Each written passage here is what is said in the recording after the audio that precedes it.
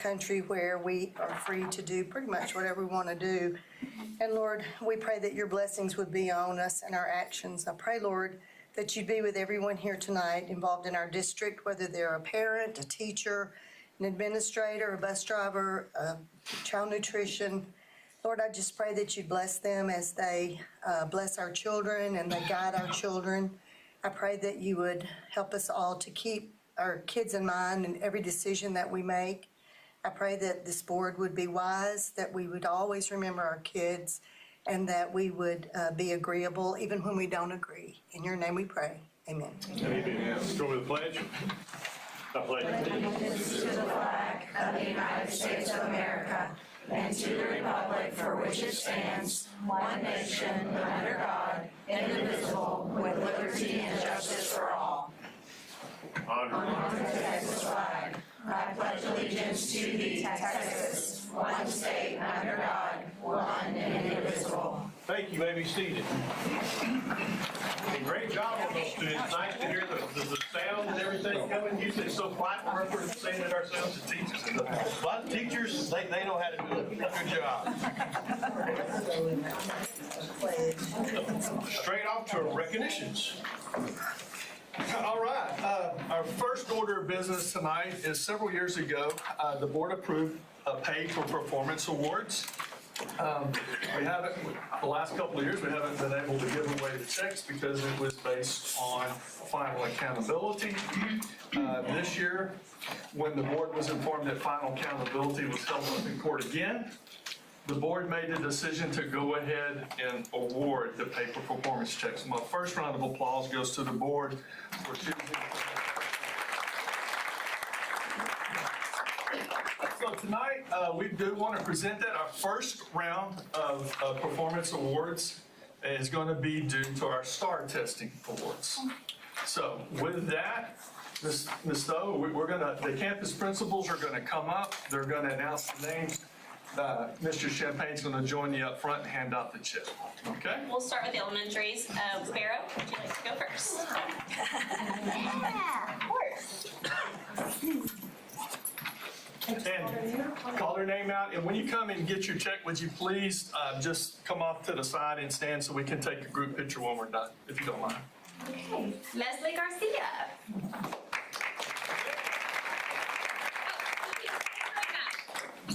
Missy Kelly, 4th grade reading. Victoria Miller, 3rd grade reading.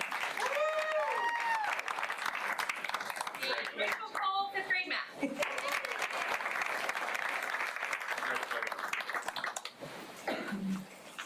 Congratulations.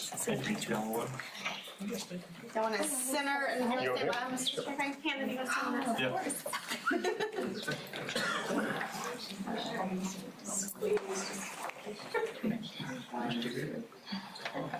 Okay. Congratulations. West Columbia Elementary.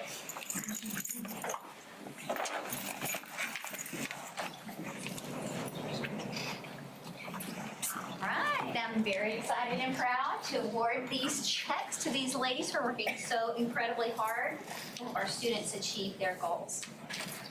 Jennifer Webb.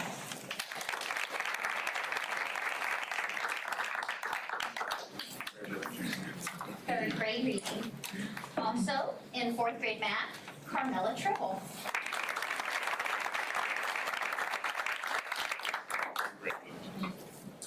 Fifth grade math, Casey Sabotic.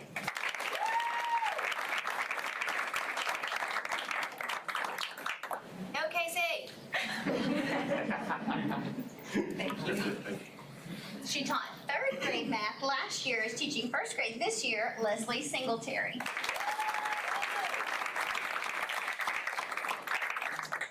Thank you so much. 3rd grade reading, Melissa Ramon.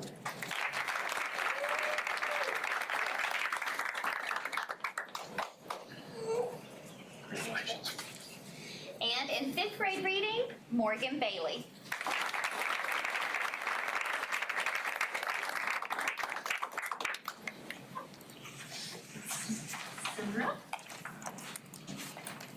Y'all might have to like turn, squeeze in. Thank you. Congratulations. Thank you.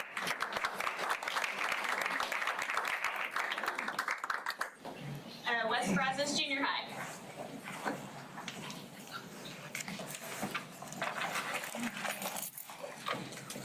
So it is my honor to announce the one and only Miss Paula Brown.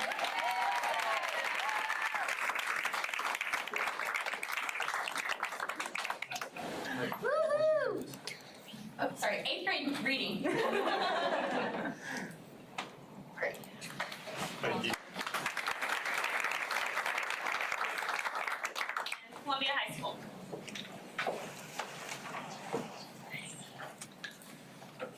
Okay, so for biology, we have Miss Sarah Tompkins.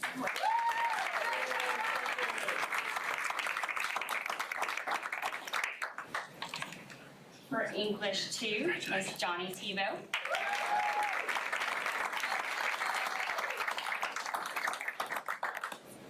For U.S. History, Lauren Jones.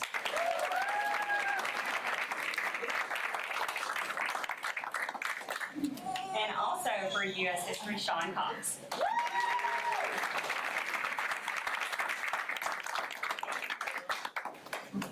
Oh, hi. Thank you. I want to add that Stacy Kinney also will be receiving a check, but she couldn't be here today.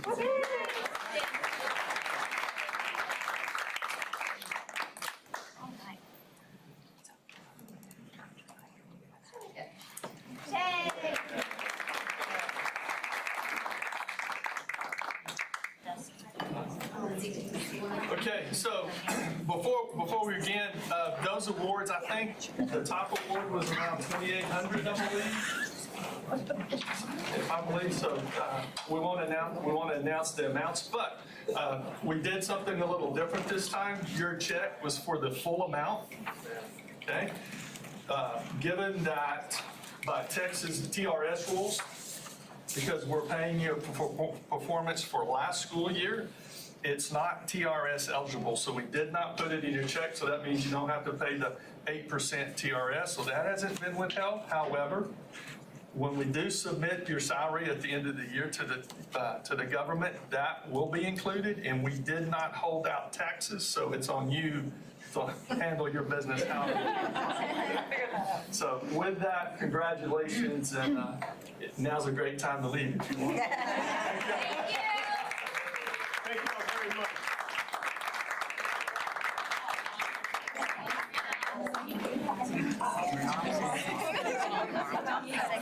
My belt later.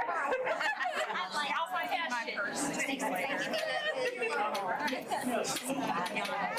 I know you're a hunter. Thank you for that. I know. I'm working on my foundation. Next up we do now have pay for performance awards for our career and technology areas.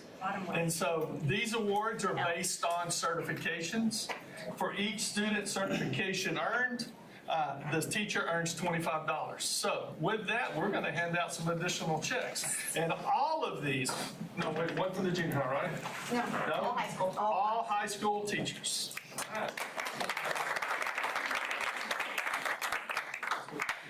Okay. Lisa Bowman. She's our health science teacher, so she certified students in patient care technician and phlebotomy.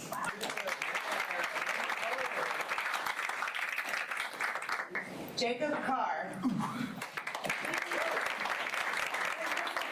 Information management and certified students in all of the Microsoft Office areas. Dylan Harris, he teaches ag, and he is in the animal science area, and there's too many certifications to list off. I think there were 4 or 5 certifications that students got certified in for his class. Andrew Holt, he is our business and certified students in small business and entrepreneurship. Lisa Clazel. She is our culinary arts teacher, certified students and their food managers certifications. Jessica Lambert.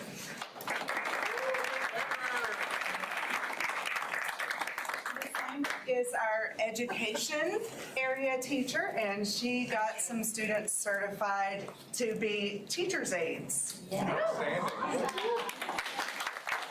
Medill. Christian Medill. And she did all of our NCCER certifications. And then Reese Uchi. She's the floral design teacher, and she certified students in their level 1 floral design certifications.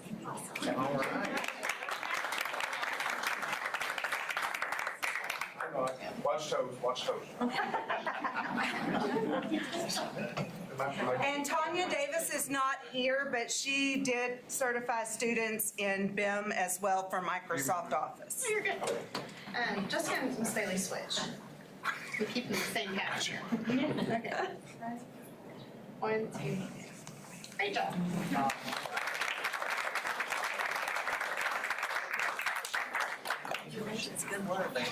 Only football coach to be here, right?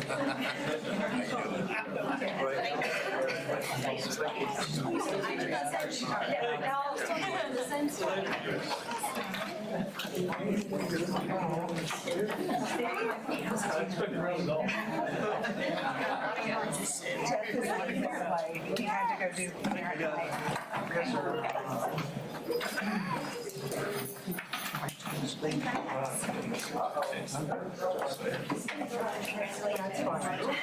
Sorry, you'll take the easy route. Sorry, I didn't know the name of their certification. I was like, I said her first name. We have communications. Do I need to say that? I'll take all. I fixed one of your puns today. Long Beach Elementary, Miss Cody. Does that mean I was first? Go girl. Yeah, no, me. All right. No, number one. So one of the things we have focused on at Wild Peach this year is more hands-on opportunities for our students, but moving it to the environmental piece. We have garden beds in one of our courtyards. So we've had pumpkins that we've planted and have grown. And we now have a bearded dragon at our campus. And one of the things that the students did is they built a natural habitat for him. One of our teachers, or one of our paraprofessionals, is a jack of all trades, and he actually has his license to buy and sell exotic animals. So he is very versed in all things animals. So he wrote a grant for our campus and was able to get the bearded dragon, that nice tank and everything that needs to go in it.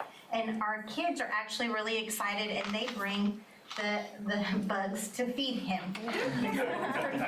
She is no name, but the kids love that. Say that one more time. I know a good veterinarian when he gets sick. Yeah. So we also have ferrets too. We have Wally and Wilbur, they're not on there, but they're pretty amazing. If you watch our Facebook page, one of the incentives with our fundraiser is kids get to walk the ferrets, put them in a harness, and we'll walk them. So it's pretty neat.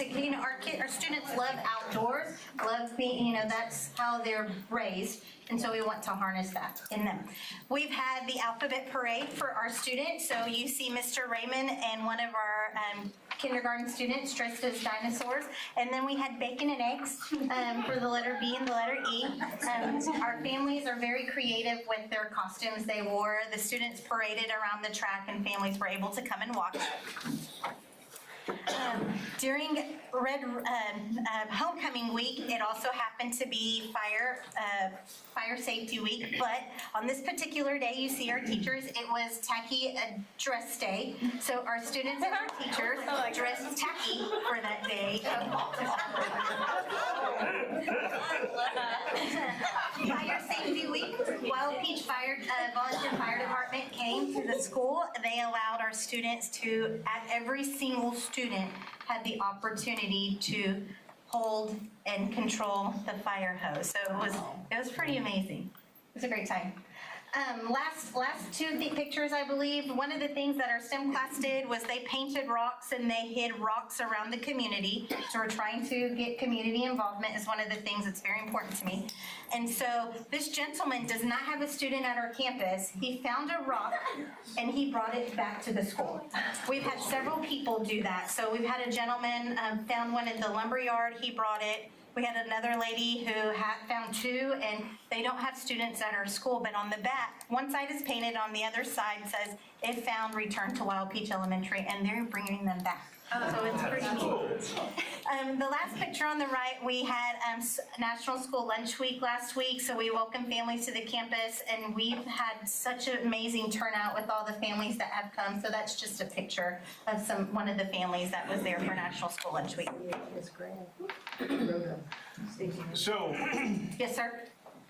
I guess we can cut the budget for extermination over there. If you find bugs in the classroom, y'all just scoop them up and go throw them in the tank and help us out. Yes.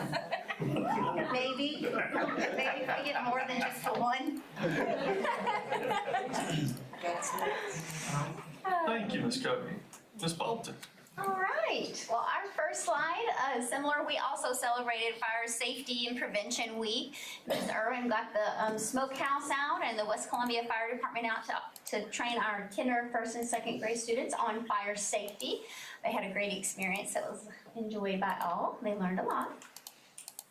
And then on our next slide, I wanted to highlight one of our campus themes that we're doing this year is to start a movement. We're encouraging everyone on campus to find a movement, something that they're passionate about or that they care about, and to start a movement in some small way.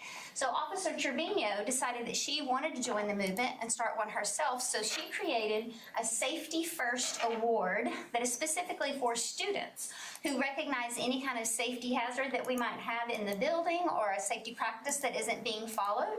And if they report it, then they get the Safety First Award. We had two students who identified a door that was propped open, and they received their Safety First Award for doing so. So that was fantastic. We've got everybody on board with the safety. Appreciate her starting that movement. We also had a student, Freddie Gardner, in the middle there, who started a movement because he was in Miss LaFont's second grade classroom and they were learning about community helpers, and he wanted to know more about what it was like to be the sheriff. So he emailed the sheriff and asked him if he would come to the school and speak to the students about it. He responded, and the teacher and the sheriff hooked up, and he came and spoke to the entire second grade class. He brought Investigator Shane and K-9 Sully with him as well and had a great presentation. And it's interesting, K-9 Sully is only one of 3 K-9s in the state of Texas that actually smells out electronic devices looking for data, not drugs or anything like that, but actually cell phones. So like they demonstrated hiding the cell phone and then the dog finding it because they were looking for data. That was fascinating. We all loved that. We all got to pet K-9 Sully as well. Another movement that actually was started by Ms. Howard is a movement we're calling Everyone Needs Someone. And we wanted to make sure that every student on our campus was connected in some way to an adult that cared about them, because we know that every child is one caring adult away from being successful in life. So she took every picture of every student in the school and put it on a board. And on our professional development day, all the teachers had different times where they came in and they were to write anything that they might know about each individual kid, as many as 3 things. And our goal is to find students who have nothing written next to their names. So if we have a student that's at our campus, but we don't know them, we're going to make sure that they get a mentor, a pal, and make sure that every kid has someone. So kudos to Ms. Howard for starting that movement. Did Jacob come up with that? Yes.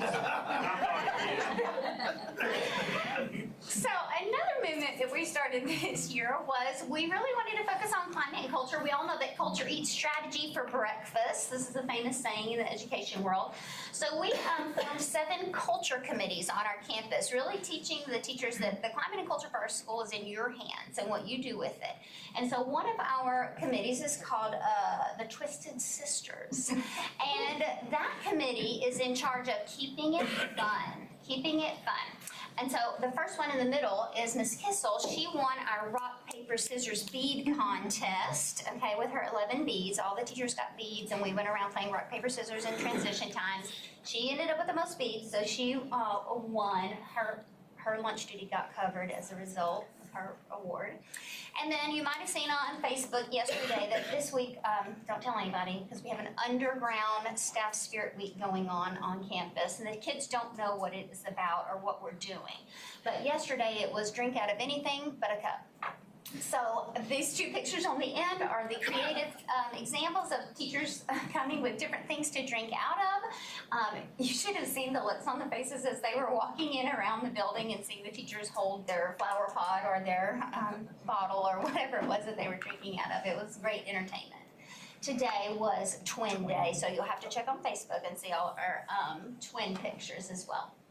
And the last movement that I wanted to highlight is that we're really focusing on writing at West Columbia Elementary School this year. We have a hashtag, Writing the Waves of Excellence. And so this past week in PLCs, all the teachers brought writing samples of their students, and we did some analysis protocols and determined what are our next steps instructionally for these kids in their writing. And I just wanted to show you some of the examples, this slide and the next one, of the amazing writing that is popping up all over the walls at West Columbia Elementary School. And not just in the reading classroom either, in the science, the social studies, and even the math classroom. The one on the right is actually students writing their own word problems to demonstrate their understanding of a concept. So we're very proud of our writing as well. Look, isn't that fantastic? Look at that. So just want to highlight that. Very nice. Very nice. Very nice. Principal Lasario. All right, so in thinking about what I wanted to communicate from the junior high this week, there's so many things that happen at the junior high.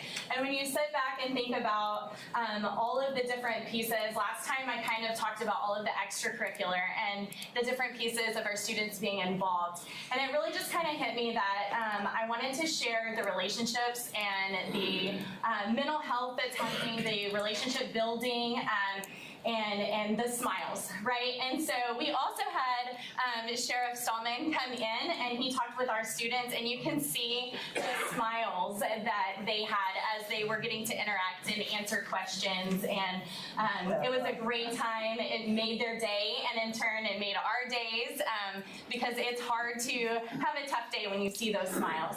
And I know there's a lot of pictures on here, but the more you look at it, the more smiles and the more you see of the involvement that we have with our students. And on the same token, or the same note, we had in Ms. Silva's class, they had their order in the court mock trial. And it was a great workers, our child nutrition specialists, they're all in. You see them counting out his change, and that's a special piece because they do that in the cafeteria, but they're on the other end of it. And so learning those life skills, but bringing those smiles is a Friday experience that I can't really describe.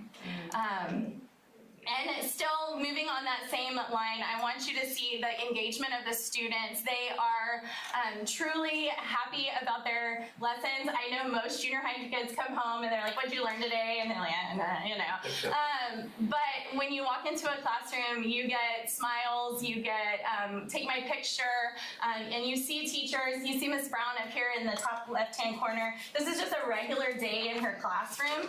It's National Fluffernutter Day. So the day before, she prepares all of the things, and most of the students had never tried it. So as her bell ringer, they got to come over and try Fluffernutter. That's the outside of the classroom things that the teachers are doing and trying to get those hooks with the students. The labs, our science teachers have a new software, a new curriculum, and they are having labs at least once a week, and the students are engaged, they're working in groups, and they're truly enjoying it, along with the word searches you see. They're making reading fun and working together in groups. So wanted to showcase that hard work of the teachers. And then pep rallies and popsicles, along the same line, our students, they made, instead of just having mums, they did You Matter at West Brazos Junior High on their mums. And if you get a close look at some of these moms. It's really heartwarming. They have them up in the hallway and it says, I matter because I'm good at math, or I matter because I'm caring, I matter, so each little ribbon is something to do with why they matter and self-validation and value. So just taking the homecoming thing and engaging students. We have our See You at the Pole. We had multiple churches come and students that led that. And so that's always a great turnout. And then instead of just showcasing we had cross country and volleyball for the pep rally, but we also it was a great pep rally in my opinion, and we had a great turnout, but also lots of people in the fight for breast cancer and the value in that fight or win. And we have Miss Fondren, she's one of ours that just, is a survivor and really given that appreciation. And that's just 6th grade in the cafeteria in pink. So they got an opportunity to go to the pep rally if they were decked out, and it was really hard to pick how many students because of their involvement. And then popsicles are an attendance incentive, and who knew that they absolutely love these popsicles, and that's the cheapest incentive that they will work for. And so Tuesdays are our lowest attendance according to what we're tracking, and so they get their incentive on Tuesday if they win. And so 6th grade is killing it. And so those smiles show that they truly enjoy the socialization and getting to spend time together. So just wanted to share that this week. Great ideas. And we're having a blood drive. And so they reached out and asked us if we could host. And so NJHS and Stuco joined up together. So I wanted to invite you guys out. You can register ahead of time or just show up. It'll be 1 to 5:30 on Thursday. It's the bus. It's separate from you don't have to come into the school. It's a separate thing, but just trying to help out in the community as they have a shortage. So wanted to showcase that. This is some of our Stuco kids. I want to go on that popsicle thing, for sure. I keep asking, why don't we have, you remember those little ice creams we used to get? Like, I want to give ice cream tickets out. I need to figure that out. So, Ms. Wilson, you're doing the report? I am doing the report, and I totally believe that Cody put this last because Mr. Kenny was going to try to get it over here. And I had it turned in last night too, so you know you paid well. Mr. Kenny is representing as a parent at volleyball tonight, but he probably will come running in here as soon as I'm finished giving the report. So I promise. So I'm standing by the window looking while I go. Okay, so we have got a lot going on at Columbia High School. We have our MET students who are going over to the other campuses working in PALS. They just started working with their elementaries.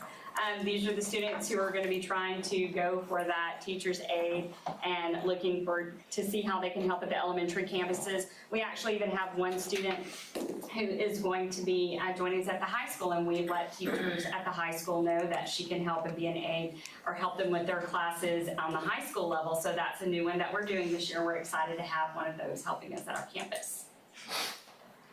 Tennis has been fantastic this year. We've had a fantastic fall season for tennis. We got to play on our new court. That was exciting. Parents love bringing their chairs out there. I'm not sure when we get actual stands, they're going to want to go back to giving up their old chairs on the sidewalk. That was a lot of fun.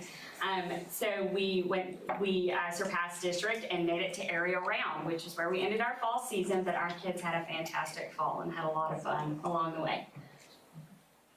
So get me right, that's the first ever playoff win, right? Yes. So your program's 3 years old, so that's kind of a historic picture there. Yes, and that 19-0 over Willow Ridge and district, they actually played the team that had beat Willow Ridge. It was Stafford, and so they played on like a bye week and had staff to come down and play because they wanted to see the team that had beat Willow Ridge so handily the week during the season, and they kind of got an idea of playing Stafford because they're a really great team about what they were up against, and then they went and just wreck shop against Willow Ridge, had a great time, and brought home a lot of smiles from that competition.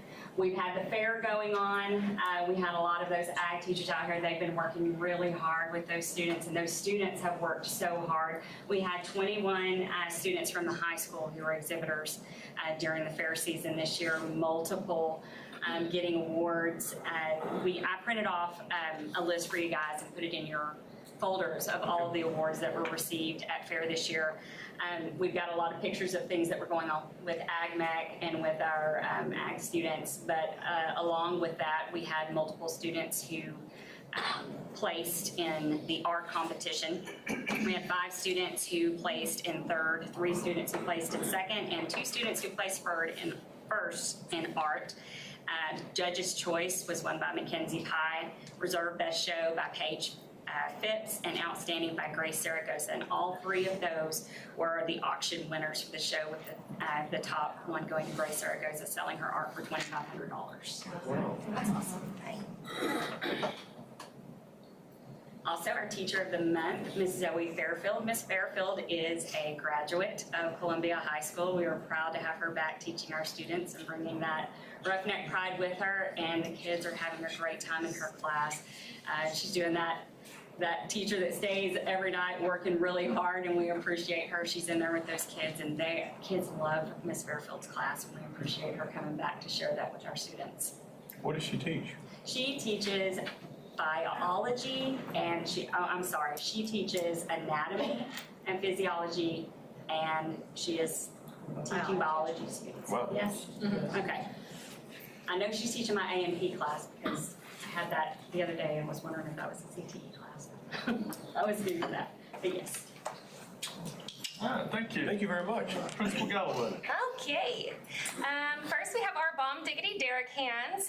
Throughout the weeks, the teachers catch kids doing things when nobody's looking, and they put them in a box. We call them our Bomb Diggity Derrick hands. We announce them every Friday morning. They get a reward. Their names announced over the intercom.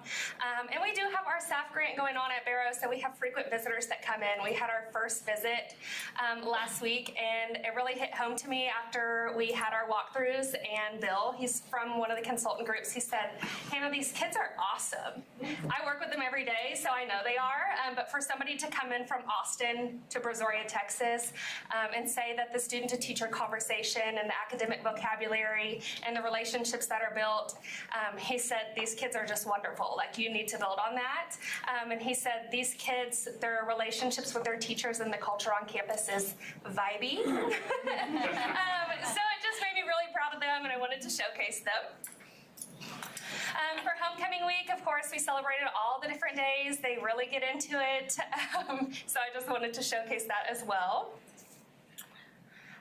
Attendance is really important, and if you show up to Barrow on a Friday, you're going to see nothing but pure chaos, but I'm a firm believer that if we come to school Monday through Thursday, we're getting all the learning done that we need to have done. So on Fridays, we reward those who come to school all week. So our classes who have 95% attendance, which is 5 student absences or less, that's as a class, so we're all holding each other accountable. If one kid's absent, that's 1 kid down. So we only have 4 more left for the entire week. So if they're not coming to school, they're messaging them on, whatever platforms they have, telling them to show up tomorrow because we have 4. We're not going to lose it. And they do rotating schedules. So 2nd and 3rd grade earn a dance party, 4th and 5th grade earn a dodgeball tournament, and the next week we flop. So every class that has 95% attendance gets that every single Friday afternoon. And they have a lot of fun, obviously. In addition to doing that every single Friday, classes who have perfect attendance for the week also earn an ice cream float party. So like I said, a lot of chaos, a lot of things going on. If you want to show up to Barrow this Friday, you'll see our perfect attendance picnic we'll have for all of our kids who have perfect attendance. We have 113 students at Barrow Elementary who have not missed a day of school the first 9 weeks.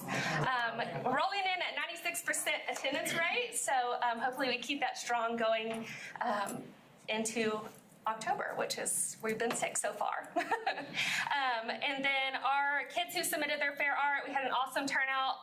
You can see all the ribbons on all of their pictures. They were really proud of themselves. Most of these kids who submitted art are kids who don't participate in any other sport or anything like that. So to earn an award is very rare for them. So I wanted to showcase them as well. Great job. Very good job, principals. Very good job. Put this on it first. Yeah, just, Chief, everybody signed for citizens to be heard? Yes, sir. We're good on that? Okay. Yes, sir. We're gonna wait on the reports. We have some people from out of town, so we're gonna go down to the action items first. And the first is to consider the approval of the financial report and audit for the year ending June 30th, 2024. All right. Lily, before we get started, anything? I'm asking. Oh, go.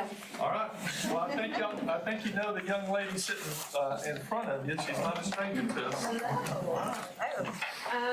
First off, I want to thank the district again for letting us come and perform the audit, and Julie and her team were phenomenal, and we were able to come in and get it done and leave and not mess too much up and, cause people to get nervous.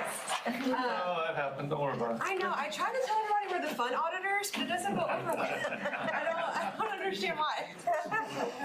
And then we also get to hear Chris Miller through the walls a lot, but it's very entertaining. Is that in the report? Yeah, then the management section back here. You're always laughing, smiling at me all the time. Because I do too. You can hear him, yeah. We know when he's on speakerphone because we really hear it. We really enjoy it. Okay, if you flip in your audit presentation, behind the second tab, pages 11 through 14, this is our audit opinion letter. On page 11, the very first page, there's an opinion paragraph at the top. The second paragraph states, in our opinion, the financial statements referred to above present fairly in all material respects. That is stating that the district received an unmodified opinion, which is the best opinion you can receive on an audit. And it's more or less saying everything behind this page is materially and factually correct. If you flip to pages 15 through 27, this is what we call the management's discussion and analysis, and it's putting the report in a more reader-friendly format, AKA not as boring. The one thing I want to point out is the financial highlight section, there's 4 bullet points. The third bullet point states at the end of the current fiscal year, an unassigned fund balance for the general fund was $10.5 million or 33.4% of total general fund expenditures. What this is saying, if something were to happen, for example, COVID, again, Lord help us, that doesn't happen again. But if something were to happen and there was no revenue coming in, no property taxes coming in, based on the unassigned fund balance, the district could keep performing for 4 months. For a local government, we generally like to see 4 to 6 months, so you're right where you need to be.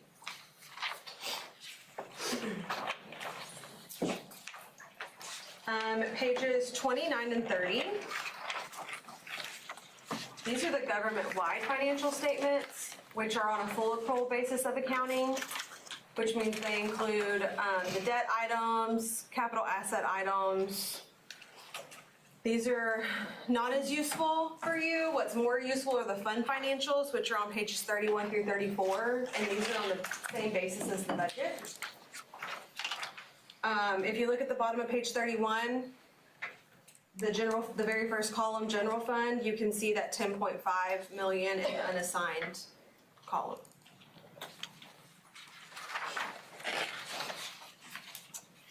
Okay, the notes to the financial statements are on pages 42 through 80. I am not going to go over these because I do not want respective members to fall asleep. She told me to keep it to a 2-minute minimum, so I'm not gonna go through. Just kidding.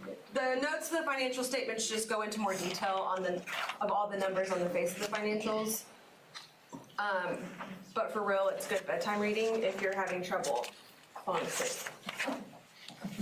Behind the third tab is our required supplementary information, and this includes the general fund budget to actual, which is on page 83.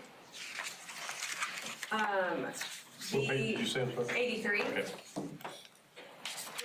The only major changes this year within the district, as you know, were the 2 debt issuances and obviously the high school project. So you won't see many changes except for those big items. This year there was a deficit budget, but because of the transfer for the bond cost from Capital Projects Fund, the general fund is still having a positive change in the fund balance.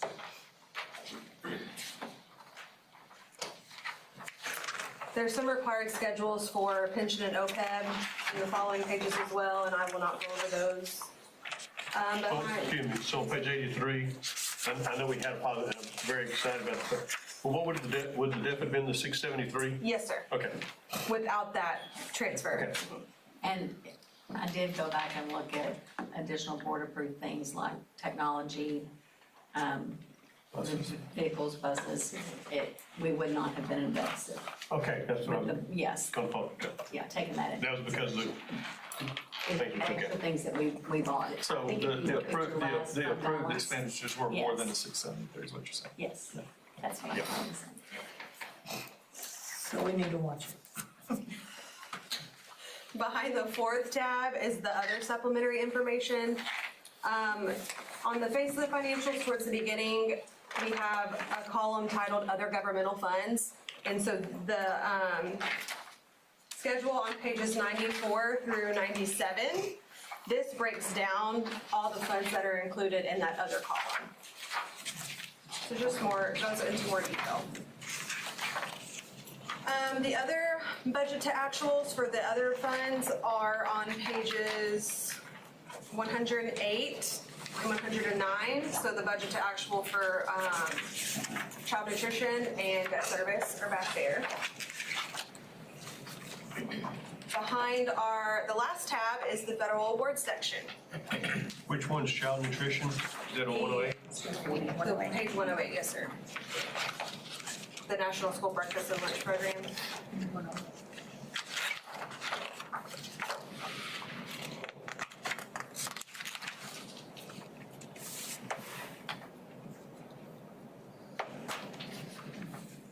I know they worked hard on getting some of that extra money spent down from last fiscal year to this year.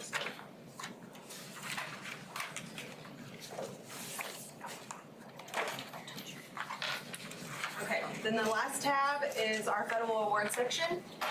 If you flip to page 115, which is the second letter in this section, this is our independent auditor's opinion letter for compliance. And we also issued an unmodified opinion based on compliance. The programs we tested are listed on page 119. This year, we finally got to do something besides ESSER. We got to test child nutrition and Title I programs. We did not find any issues regarding either of those. And I was just very happy to do something besides ESSER. Pages 122 to 123 list out, it's the CEPA, which is all the federal awards received from the district this year. And with that, I am done.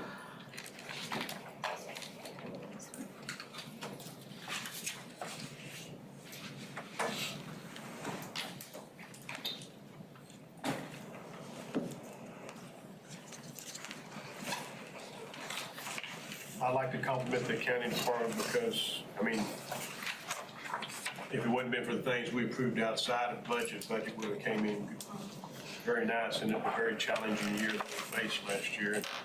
It's even, it surprised me out late in the year to find those things out.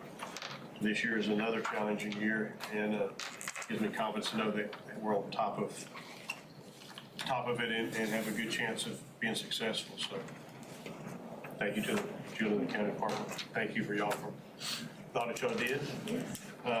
Apparently, younger people, they may show y'all the Jason Tracy presentation video since you're so much cheerfuler than him.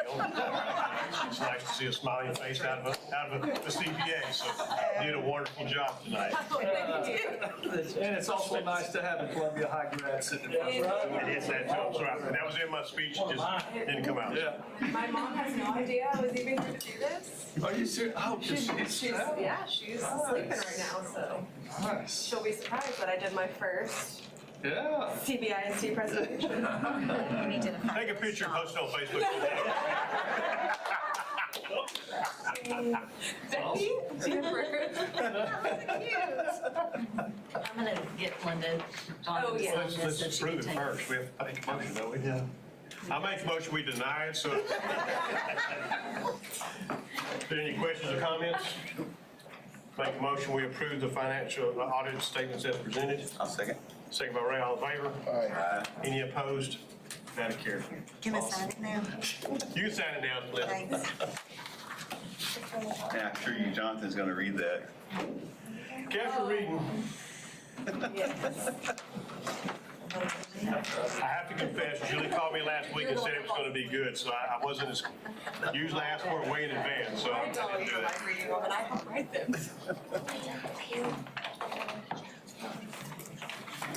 Say, if they were gonna deny it, I was gonna have to wait a Great improvement over that one, I would say. I am a lot prettier to look at than Wade, so. He likes to say that I can make that joke when he's not here.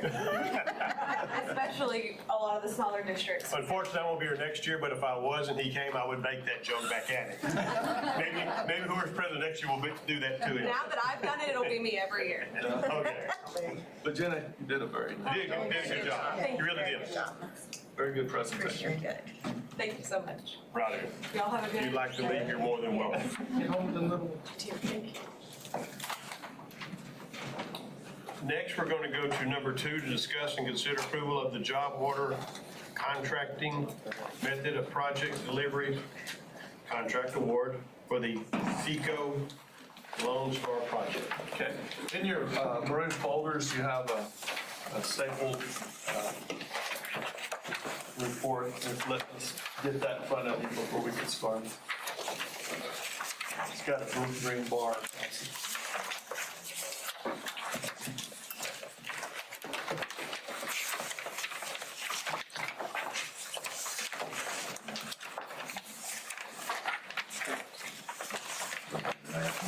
Yeah, is it last? So it's last in, should be last in your. Yeah, the attachment's on board book, but I know a lot of times when it comes to big money, you guys like to have a piece of paper to take notes on.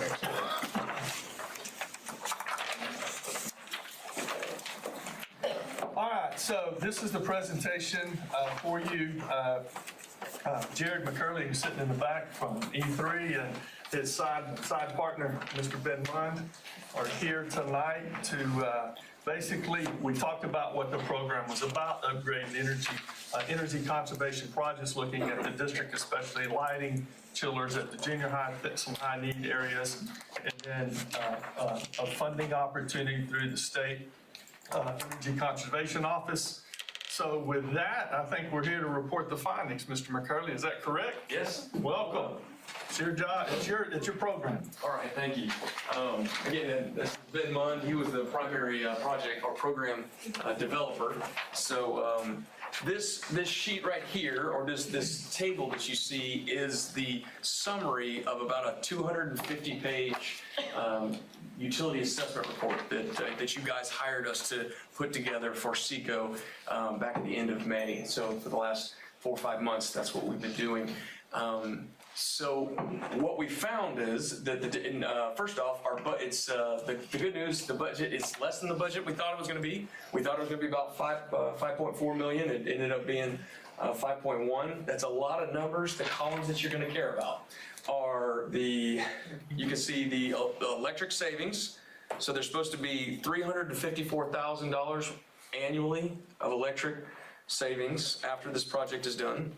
Then you can move over. There's going to be $5,000 worth of natural gas savings. Then there's a small maintenance and operation savings that are being calculated. That's all the ballasts and lamps that you'll no longer change for 15 years. The lamps and ballasts that you are going to be putting in have a 15-year warranty. These are, just so you know, these are not E3's numbers. You don't have to trust us. The whole point is what you're approving isn't necessarily $5.2 million today. It's that SECO is going to review the report.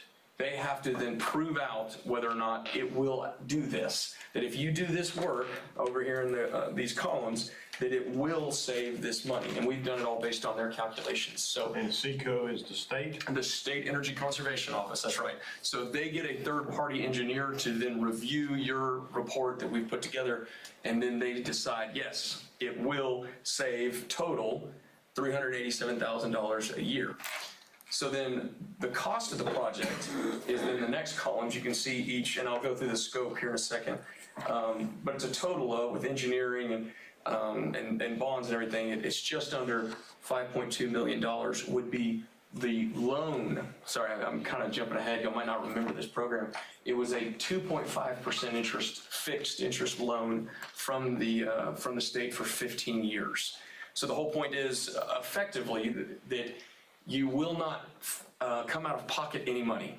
They'll give you the loan to do the work, and then the energy savings and maintenance and operation savings will lower your bill so much that you can make the payment. Effectively, you'll just drop this part of Function 51 and you'll start paying them back over 15 years.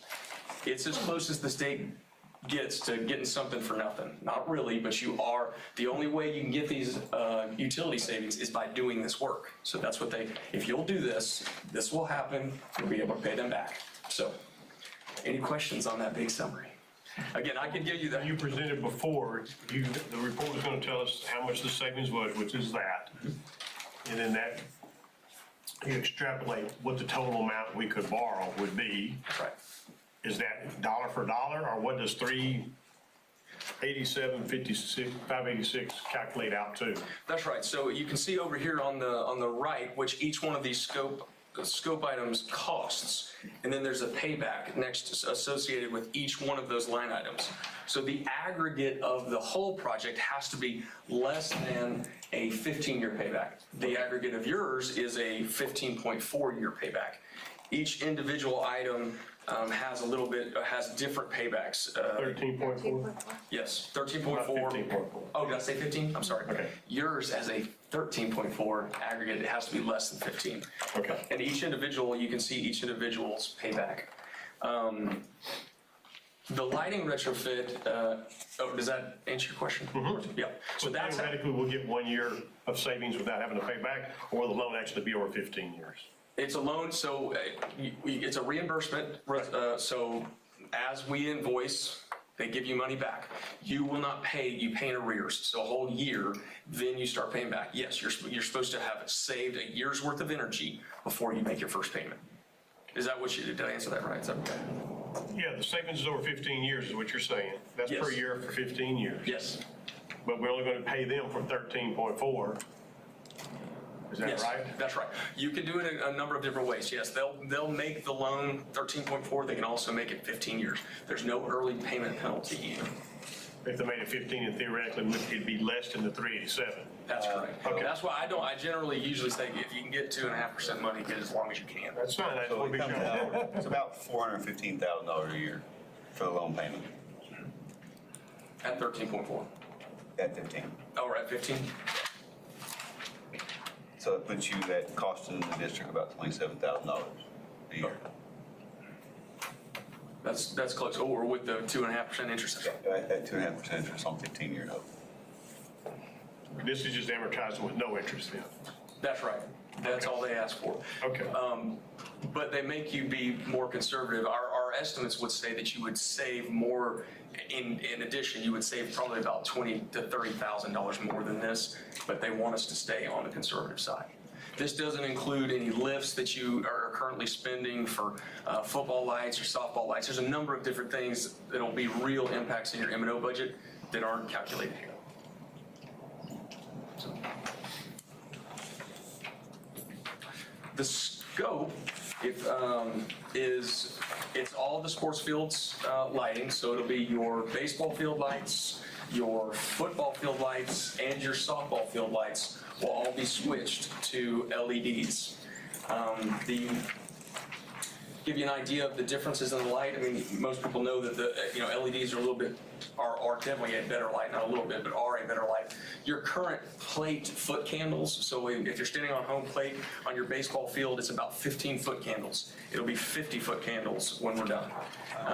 The center field has about 11-foot candles. It'll be roughly 32-foot candles. So the UIL standard is 50-foot candles on the infield, 30-foot candles on in the outfield. So your baseball field will look a lot better. It will be a lot brighter. Softball field's not as much of a huge jump because it's newer lights, but it will also meet the 50 on the infield, 30 on the outfield. Football field will get quite improvement.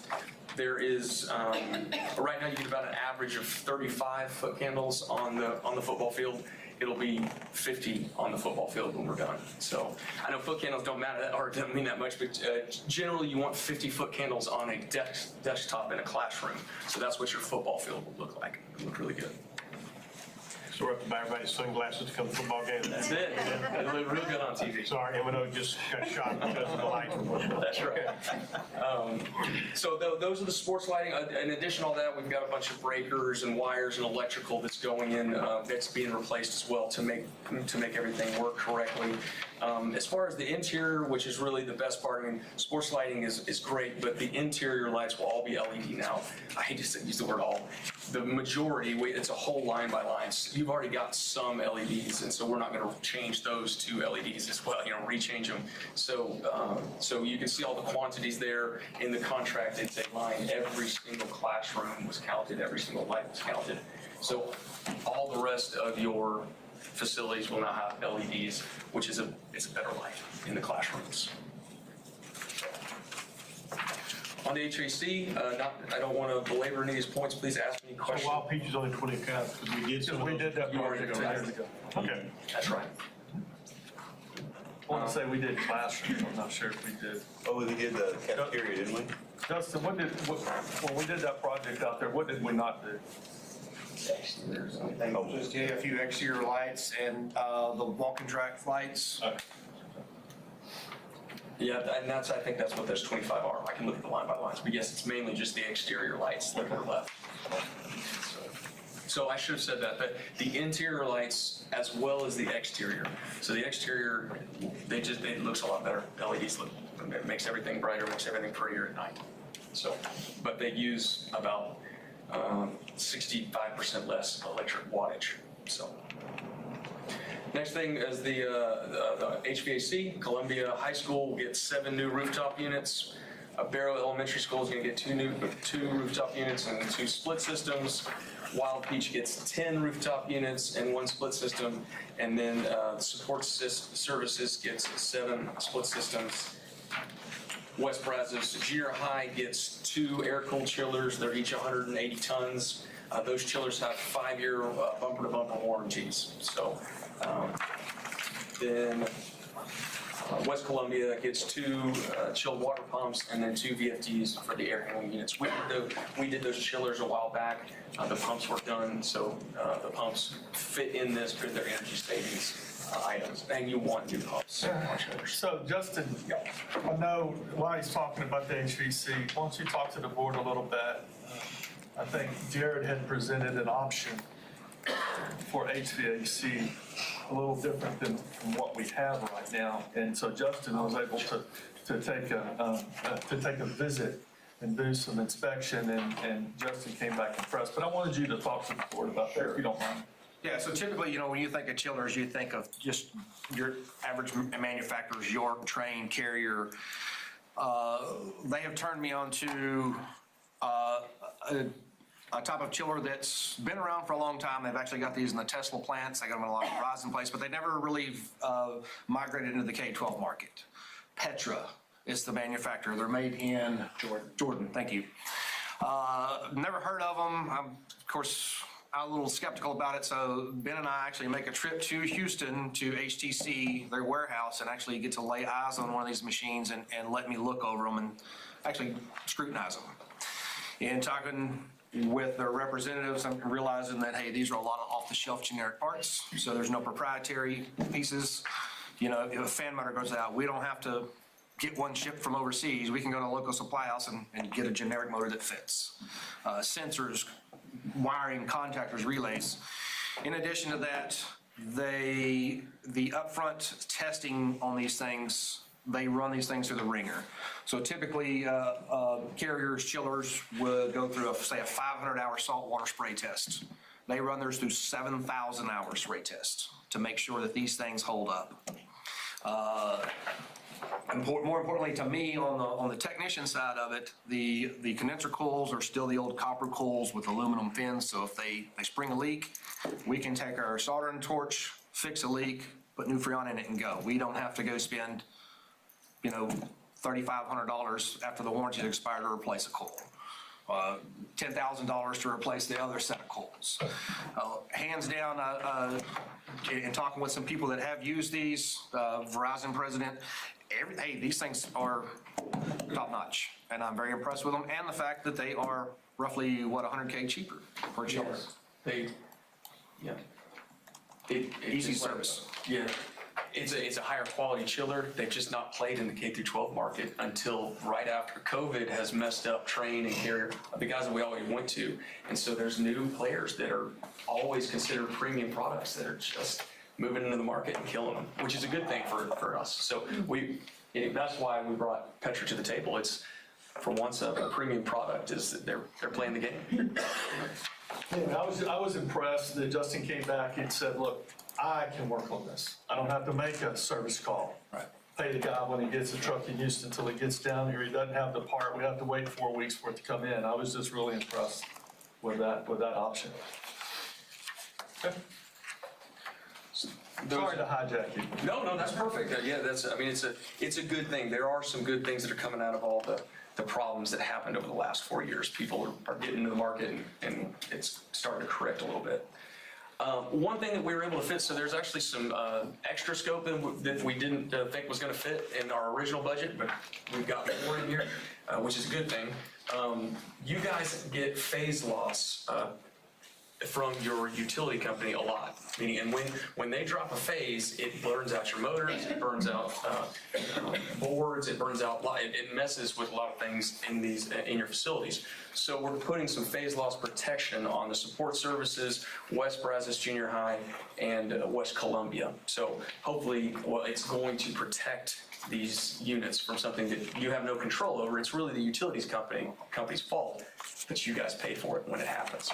So that's going to protect your facilities. Same thing with, or similar, there's a power factor correction project here, and you can see it on the front. It's listed, it's on its own.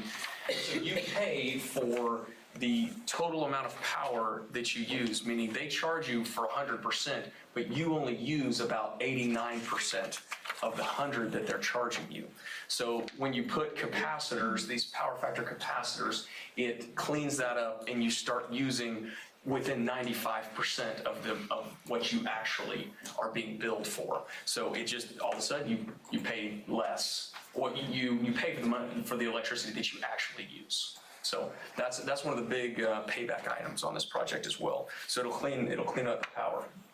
And it's not listed here, but through all this, there's a bunch of controls upgrades. All the units that we're touching get new controls, new software packages. So, and then we're going through and doing what's called retro commissioning, which is anywhere all of your control systems. We're going through, making sure they're doing what they're supposed to be doing, point to point.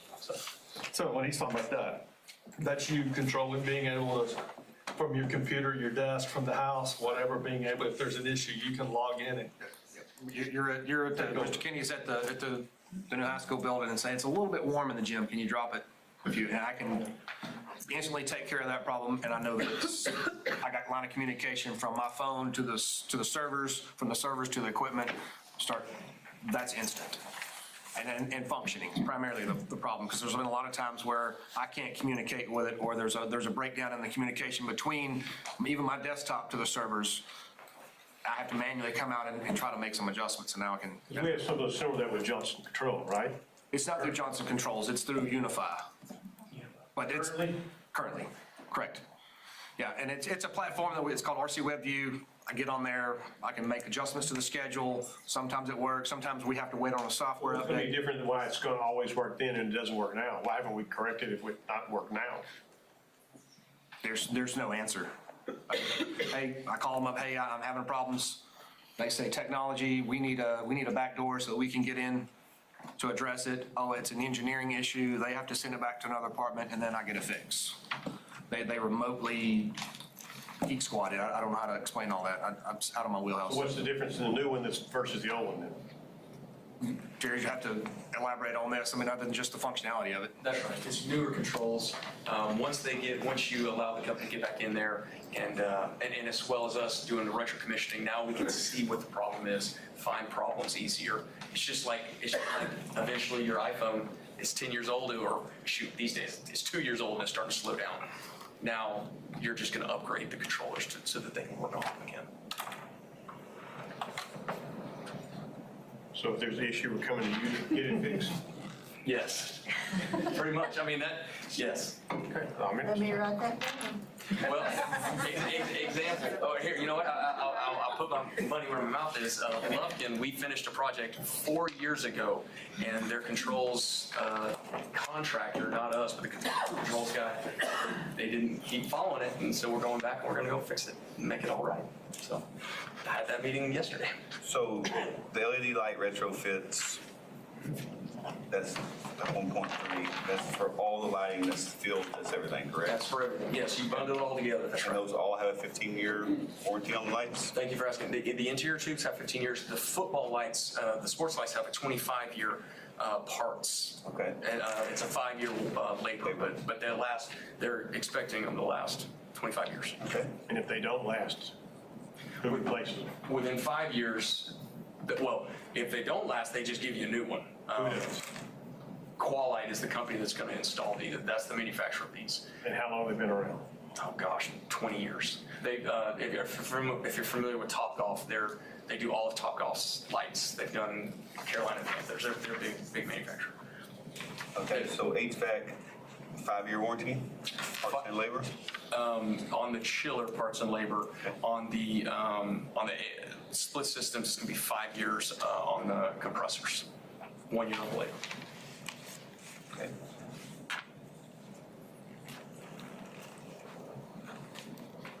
But in terms of your tubes on the inside, you won't pay for one for 15 years. I'm assuming that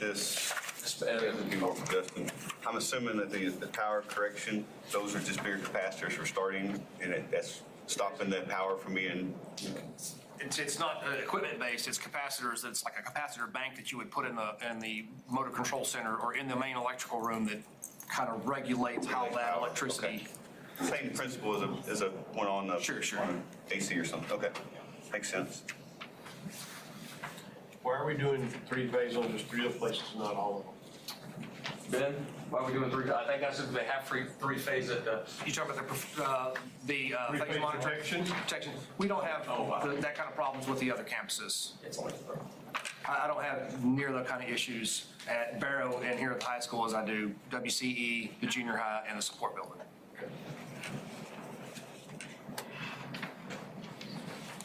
I should have said in this number, there is a $100,000 contingency, so y'all don't have extra contingency. There are some electrical issues that we can't know until we get into it. And so there's $100,000 in there for that. Obviously, you just won't get that money if you don't do it. Or you can do other things like capacitors or something. So. Reverse change order? Yes, it'll be a reverse change order if we don't use that money.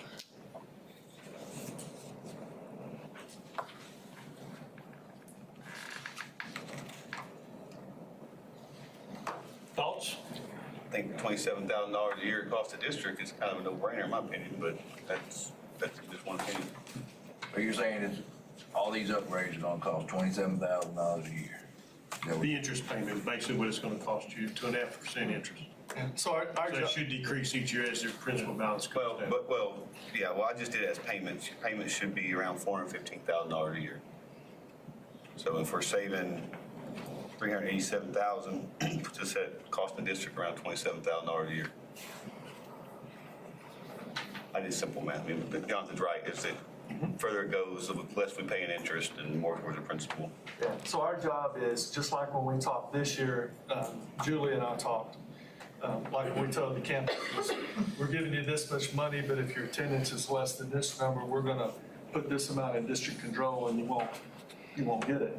We would do the same thing. In function 51 account, in the utilities account, we would go into the electrical and block off this money. We budget the same, but we take a certain amount and put parentheses around it that's gonna be used for this payment.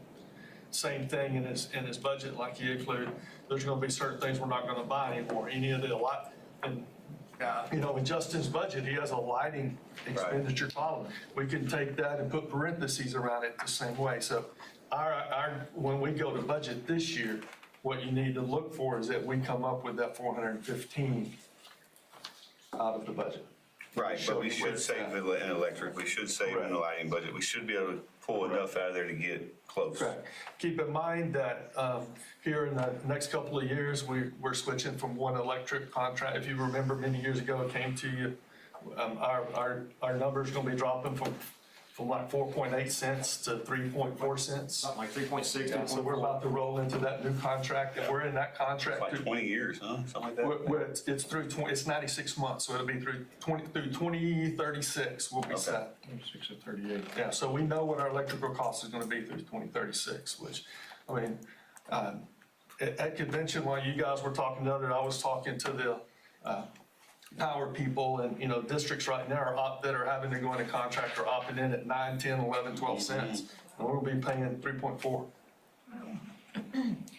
What I should say that we can't know yet is there's a rebate involved with this. So all the lights and the reduction of. Qualify, right, through Texas and Mexico? That's right. Yeah. So you qualify for rebate, so we'll apply for that.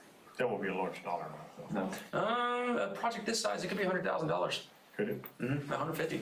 I don't want to overpromise, it might be 25. Write it down, Linda. It might be 25, it might be nothing, but yes, no, we've gotten large ones on a project this size, You yes. see what Mexico charges us on electric nowadays for their pass-through fees. I bet we're not, well, who knows, we'll probably get 150 grand. Well, so I was gonna say, so we're accounting no savings for your sports lights, none, zero, because it's harder, it doesn't matter. But obviously, they use a lot less energy, and in fact, that's where you get a lot of your spike, is when you turn those on, you spike your demand. That's where they'll pay out on rebates, is because you're low in your demand, so. Not to mention the $15,000 a year that I'm spending on light bulbs. Yeah. So was it last year before we bought like a new system for West Columbia Elementary, and then we had to wait a long time for it? We bought like 2 of them over. Are we changing those out too, or those staying that we bought in the last 2? The chillers, no, those are staying. The only 2 that we're changing are the 2 at West Columbia Elementary, or excuse me, the junior high. Okay. And those are original to the opening of that building. Those are the original. You are upgrading something that pumps. The pumps, yes, so we did those chillers, and now we're gonna do. Y'all did those on that? Okay. So you can also look at savings on the HVAC side for maintenance and. Absolutely. Yes. I can dedicate manpower elsewhere. The whole point of this is to be as conservative as you can, but once you start thinking about, oh, well, now we're not gonna spend that, now we're not gonna spend that, none of that is in here, but it will impact your budget. What do you think, Julie?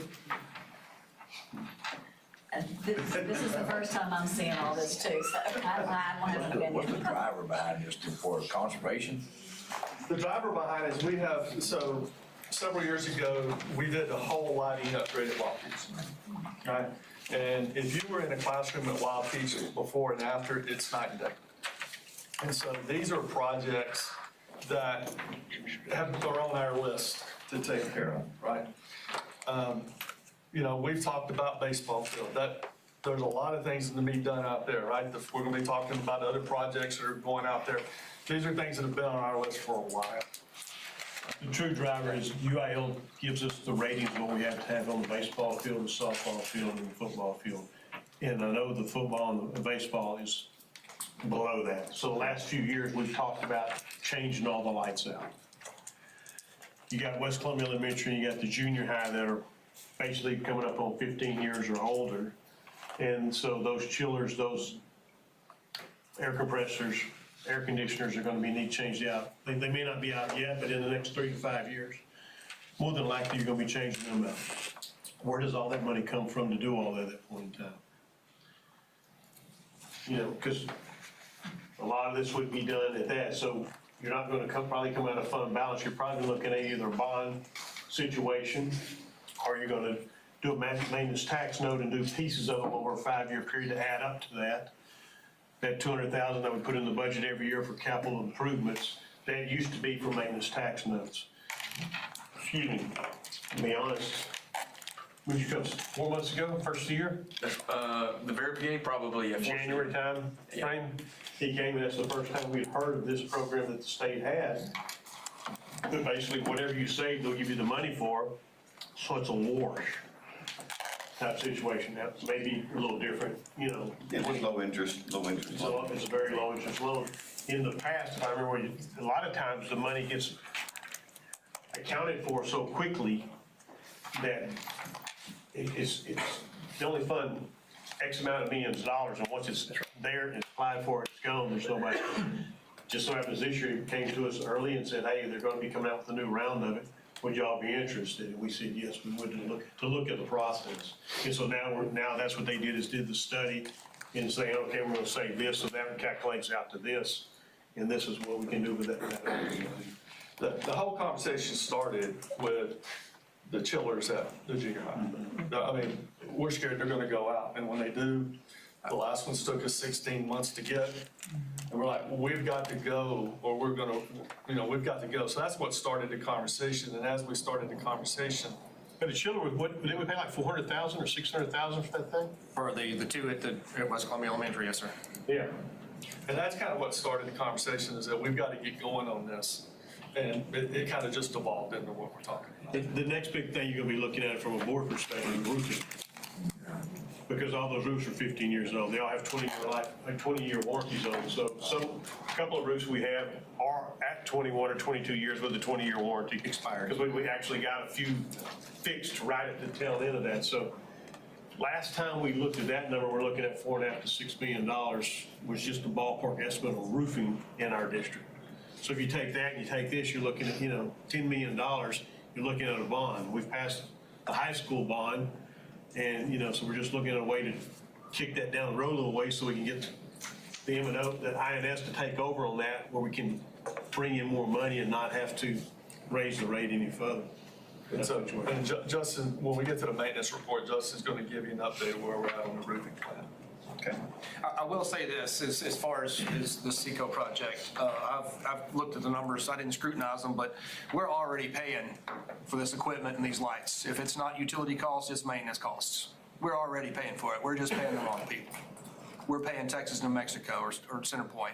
We're paying the supply house less than $27,000 a year that the difference is. We're already paying for it, and it's not uncommon for Justin to come in and say, man, the pump went out. Okay, Justin, how much is it? 27.5. I mean, it's not uncommon for Justin to come in, every month and say, y'all just don't see those big ticket items. So you got high maintenance costs going on right now? Especially mechanical, yes, sir. High utility costs and high maintenance costs. Some of these things, if I bust a refrigerant leak, it's still the old R22 refrigerant, from 25 years ago. How much is that stuff a pound right now? It's about $1,000 a 30-pound drum, if you can get it. And some of these things hold 15 and 20 pounds. So, sometimes they're dual circuits, like the chillers. Some of the old chillers hold 400 pounds. Do that at $1,000 a 30-pound drum. There's $20,000 just in Freon. So y'all done y'all's report. This is it. It's been submitted. You're voting on that tonight. To submit it. You approve, tonight basically you're approving, we'll do this if SECO says it actually will work and give us the money. That's what you're approving tonight. So that's phase one, is submitting the report and then approving that. Phase two will be y'all's under contract to do the work. Is that correct? Yes. So you're approving us to do the work pending them saying all this is true. That's right. So you go to the state energy.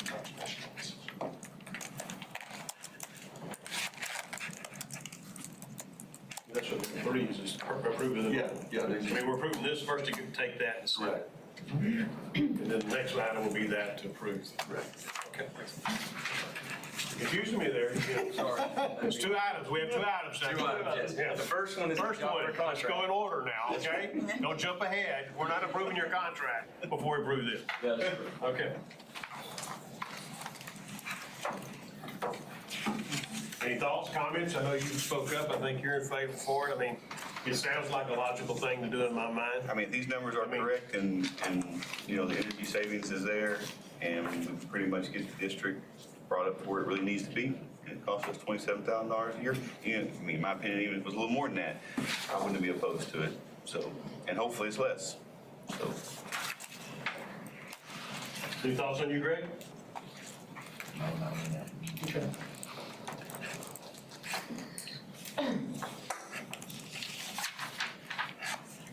Well, if not, then this is number one, right? Correct. I make a motion to approve the job order contract method of project delivery. Motion to approve the job order contracting, JOC, method of project delivery contract award for the Seco Lone Star project. Second. Second by Becky. All in favor, say aye. Aye. Any opposed?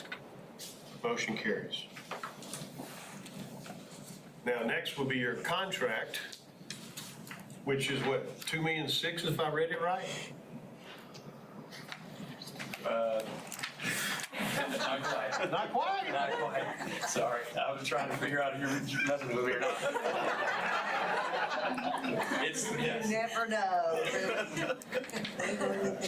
It's just at 1.1 million because you've already approved the engineering cost previously, which was $101,000. Say that again. You've already approved the $101,000 for the engineering, which is the utility assessment report. So now you're approving the whole thing, but right now our contract is $5,100,000 roughly. 588,474 Is that yes? is what's on. 580, yeah. That's what's on the contract. There it is. Thank you. I don't have it in front of me. Yep. Where does that number correspond with this number over here? It's the 5190 minus 101, which is the engineering cost. We've already paid. That's right. Agreed to. Yeah, you've already agreed to, and you haven't paid that, but you've already agreed to that. So now you're just approving the implementation contract, which includes in plain English, it's the $5,015,881 plus the bonds, 72,593. That's what you're approving. That's what our contract is. Have we already paid you the 101? No, we just wait till the end. But you've approved that engineering contract. It's part of the project. That's correct. Yeah, so that'll come through the Seco money as well. Yeah, we do. Otherwise, you just pay us out of pocket, which you don't want to do. Right. Wait, put it through the loan. So will Seco approve the 5,190,243? Yes, that's what they approved. Okay. So we don't have any out of pocket from that side of it? That's correct. Okay. Trying to help you out there, Julie. I don't want you to have to come out of pocket for this stuff. You won't. Okay.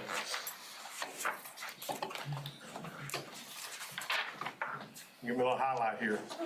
I hope you wrote this right. If it's wrong, don't talk to me. That's right. I make a motion to approve a contract with E3 Integral Solutions for the Seco Lone Star project as presented pending Seco approval via the Southeast Texas ESC Region 5 Purchasing Cooperative Contract number 202-30601-1 and delegate authority to the superintendent to negotiate and execute the contract. I'll second.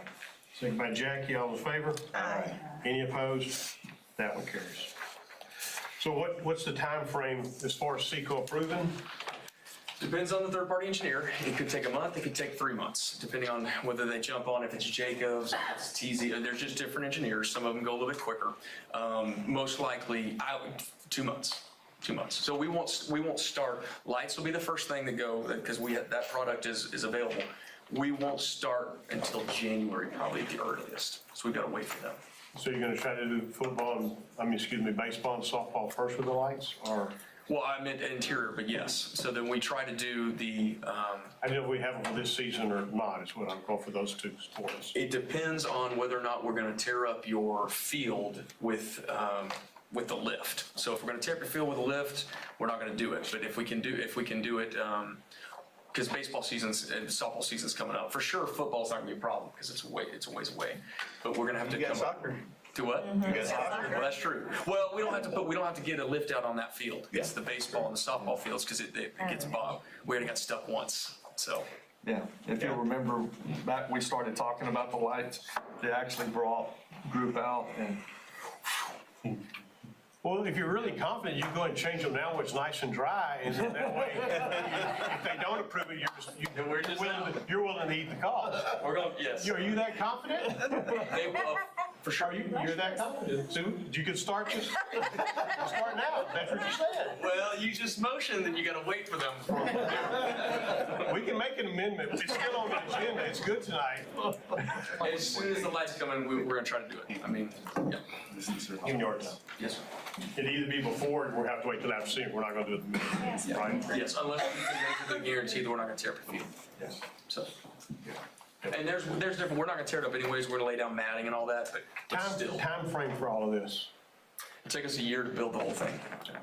The chillers aren't nearly as long as they were when we did the last one. I mean, Are they gonna try to be a summer project type situation on chillers and stuff? yes, but you can change out the chiller. These chillers you can change out over a weekend. They're not. It's not a huge summer project. So a lot of this stuff we work when schools are occupied, meaning not when the kids are there, but we work nights and weekends all year long. That's how we're set up. So I guess interior lighting would be more of a summer project when they're not there for that. We'll work all night long. So that's how our crews are set up. They show up at 4 o'clock, and you guys don't even know we're there. But they're doing school, you're talking about they work at night? They work at night, and they finish at about 12, 1 o'clock, clean up, and then all of a sudden they're all just, one room will have LEDs. And that's kind of how they did well. So after you change this. That's right. We had this happen at the phone company. One of our officers changed the LED. And then we had to pay to have dimmer switches put on because it's so bright in there. We're not gonna have that. If we have to have dimmer switches, you're not gonna put those on for us? You won't have to have dimmer switches. It's supposed to, we've designed it to be 50-foot candles. Over design is actually bad. It's worse to be too bright in a classroom, elementary classroom in particular, than it is to be under, so. Is there a state standard for classroom lighting? 50-foot candles on That's what it is? It's not necessarily a state, but DCL, a consortium of lighting design. But anyways, yes, recommendation is 50-foot candles on the desk. So no payments will start until the project is completely done? No, you pay as we build. So let's say there's a $500,000, we've done $500,000 work, we send you the invoice, you get money, you get a reimbursement from them for $500,000 paid. So, and it just goes as we build over the year. And you just keep asking them for money. And we help you with all that paperwork. So we have no out of pocket. We just, you don't expect payment until they actually send it to us from the state. Yeah, that's right. I guess we have you taken care of. Okay. Thank you very much, you guys. Thank you. Shake y'all's hands. I appreciate your help. Thank you, sir. Thank you. You glad to get rid of us, huh? No, I'm never going away now. I'm here. Thanks, guys. Thank you. Thank you. Many thanks, Jared. And Ben, you too. Good to see you again, sir. Thank y'all. I'm gonna put him a desk in my office, that way he can have a remote location. So I think let's get him a roughneck shirt or something when they walk around. Ben, would you wear a roughneck shirt if you get you one? Of course I will. Well, y'all don't know, Ben's a Nashville Blue Jay. That's why he's got the blue shirt on. Okay. Thank y'all very much. Y'all be safe. So I guess now we'll jump back up to reports and go to maintenance report. Yes, sir. Mr. Williams. All right. So roofing, so we'll start off with that since we just talked about it. This week, Mr. Galloway and I have met with our roofing rep. He is going to put together a plan for us, especially in some of these roofs that are coming up that we really need to start looking into. Specifically which campus? Specifically West Columbia Elementary and the junior high. They are going to do a infrared scan, and then we want to make sure that there's no water bound up or moisture bound up in there. And we'll have a small engineering process to make sure that this will support what we're going to do. And then we have a couple of options, whether it's a complete re-roof versus for a 30-year warranty versus a recoating, which is basically it's a liquid that skims out and coats for, I think, 10-year warranty or 15-year warranty. I don't remember. Don't quote me on that. But anyway, though the wheels are in motion on that, we're going to start putting. Both those are fully out of warranty? Yes. You sure? 99.6%. Send us a list. I want to see the list again where you had it. I will bring it to you. Absolutely. I I don't want to do anything until they're out of warranty. Sure. And I don't remember how the breakout was on the different roofs, but I have no problem with what you're doing, but I'm 96% sure that it's out. If it's not out, it's fixing to be out within a year. Check on those warranties, because after this hurricane, I've seen a lot of commercial buildings. I know a little different, but the warranties are voided after a named storm comes through. Okay. So can you check on that? I certainly will. That's the first I've heard of that, but yeah. Yeah, so a lot of people are dealing with that right now, that your warranty's good until a named storm comes through. Okay. So we'd have been in a bind. Sure. I'll check into that. So, anyway, we're putting that plan together, and as that starts to develop, we'll bring that back. And in the meantime, I will bring you back that spreadsheet showing all the different roofings that we have with the warranties and date of installation, when it expires, and estimated cost to replace if we did a full-blown replacement. I have that on file. So you're saying Bear's roof is newer than those two? No, actually not. But that is an old rock and pitch roof. And you can't, for most of it, there's a couple of sections on top of the gymnasium and what we call the ACE pod that has been re-roofed with the modified bitumen. But the old rock roofs, you can't beat them, but you can't put them on anymore. I didn't realize when we did the additions out there, we put a rock roof on. It's all rock and pitch. And since Ike, you can't get a rock roof in Zone 1 anymore. Yeah, it's still there. Yeah, it still holds up. Yeah, you can't beat these things with a stick, but you can't get them.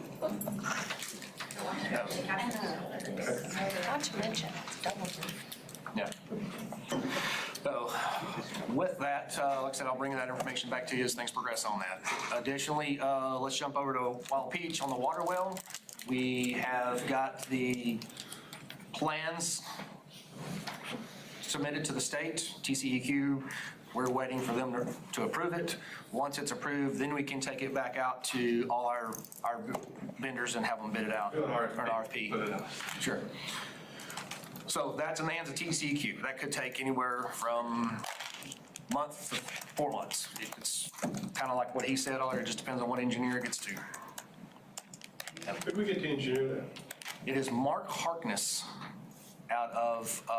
This is the guy you told us about, or the one you wanted to use? Yes. I told you El Campo last time. I apologize. I told you wrong. Sugarland. Any issues with the current well right now lately? Currently, no. It's running and operational. I saw Greg bought some water hose, so if they have a problem, we can run it. Private all the way, yeah. Yeah. You've been watering that pasture next door to him.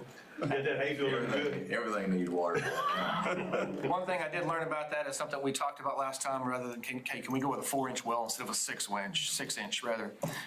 It's not based on load, it's based on occupancy. And so that all depends on how many students and staff we have in that building, rather than how many restrooms we have, or sinks. So doing the math on it, it does look like we'll have to go back. The requirements is a 6-inch well. So, Even though we have a large enough storage tank or whatever? right. It's all about the supply coming out of the ground. There's a lot more math to it that I don't understand, but that's what I'm told. Show it to Mr. Miller, go figure it out for us. Sure. They yell a lot over there, so Galloway may not like it, so maybe send it home with him. Sure. Lastly, baseball field fence. That is in motion. All the materials ordered. We expect that to start the second week of November. Tear all that old stuff down. They're going to haul it off. Chain link fence all the way up to a batter's eye, which is going to be, if I remember right, 16 foot tall. The wood fence. And then the wood fence, that tapers back down to the chain link fence. Chain link say matches the side. Right. So The black they took poly. basic power out, and then it's going to gradually go from 8 to 16, right? Right. And then the whole center field batter's eye will be 16. Right. And if I read your report right, the Bagwells gave us permission to do all Correct. And that. Justin talked with the Bagwells, and we're not interested in selling land or leasing land, but we did talk about the lights, and we did talk about the bracing, because that 16-foot fence is going to have racing behind it, right, to hold it. And they were fine with that. And I think you actually talked to them about a certain, maybe 15 foot or something. that little, from Dance Drive to the outfield fence, that little chain link, we're gonna rip all that out, clean it all up so that we have good access to get back there, so they know that we'll be getting back there and taking care of They have no objections for us to go back there and maintaining it and keeping the weeds down and. Are we getting that in writing? No, So far, it's just been word of mouth. they refuse, they're not gonna put it in writing. So, again, And they've done that way for 40 years, or as long as I've been in. right. So like the wood supports and stuff will be on their property?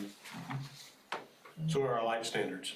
Yeah. Yeah. Yeah, we're already there. I mean, Yeah. I mean, we're not facing anything new, because, I mean, if something ever happened down in the future with a sale of the land or something like that, we're gonna face it then anyway, regardless.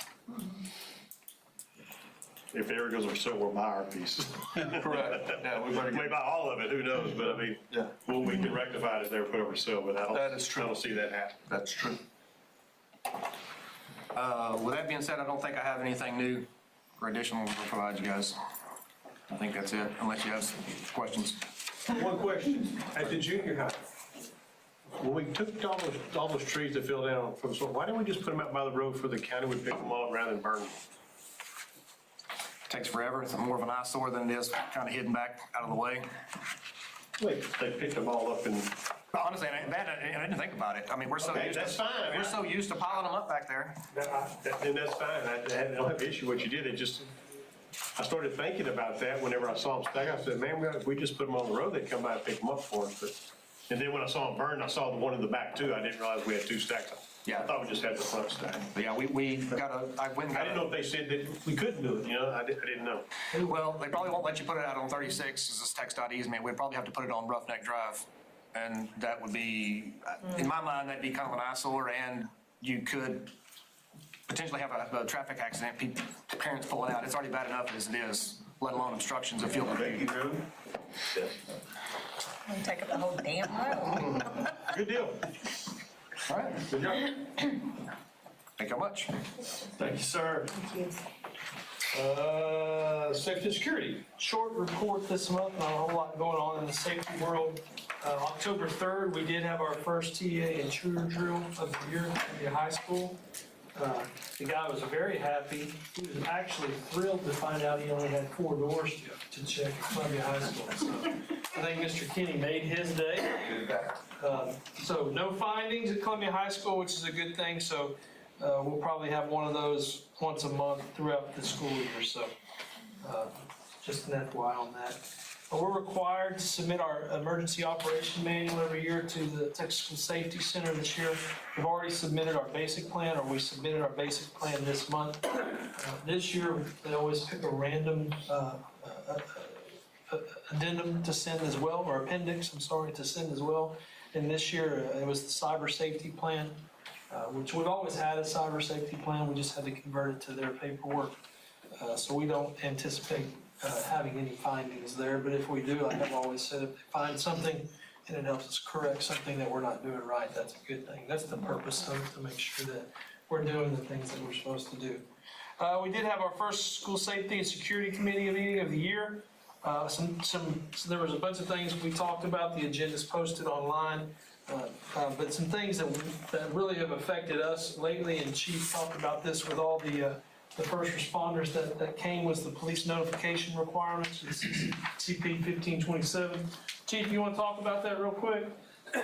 Yeah, what is Texas Code of Criminal Procedures? Any law enforcement agencies that either arrest a juvenile or file charges on juvenile within 24 hours or the next, well, they must notify the superintendent or his designee in writing.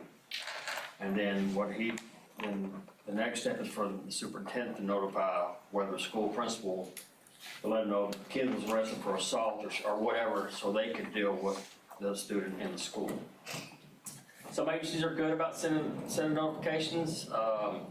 Some of the principals will call me and I'll make a phone call, and yes, kid was arrested. Y'all come over, let Mr. Galloway know. So, but that's been on the law books. We had a couple weeks ago, we had our Missouri County Chiefs meeting.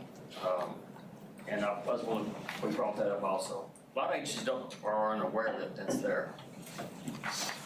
That's important to us because there's a lot of times there's certain felonies that do affect campus discipline as well. So it's important that we know what's going on, and especially the Title V offenses, which are mandatory DAB. But historically, any kid charged with an off-campus felony, we've placed in our DAB. So that's in our student code of conduct. It says may, but we've always shall, just to be consistent. So some other things, key update. Some things we're required to do. We made sure that everybody, all our AOMs have keys to every campus. We're required to do that. We have people that change place within the PD oftentimes. I just want to inform you that that's been done, as well as our new graphic maps that we made last year for campus have been shared with all. Matter of fact, Chief even gave them all pen drive, so they have them electronically as well. And then we've worked out issues with the cameras. So WCE and Barrow have access to our cameras, to all of our campuses, that they can log into today and do security and look at them as well. Our next meeting will be scheduled for December 4th. Other than that, that's all I have, other than Chief's report that's in your packets. Any questions? Chief, we had any drug dogs come yet for this school year? Yes, sir, it's in your top of your report. Well, he didn't go over the report, I haven't read the report. Last month. Thanks, sir.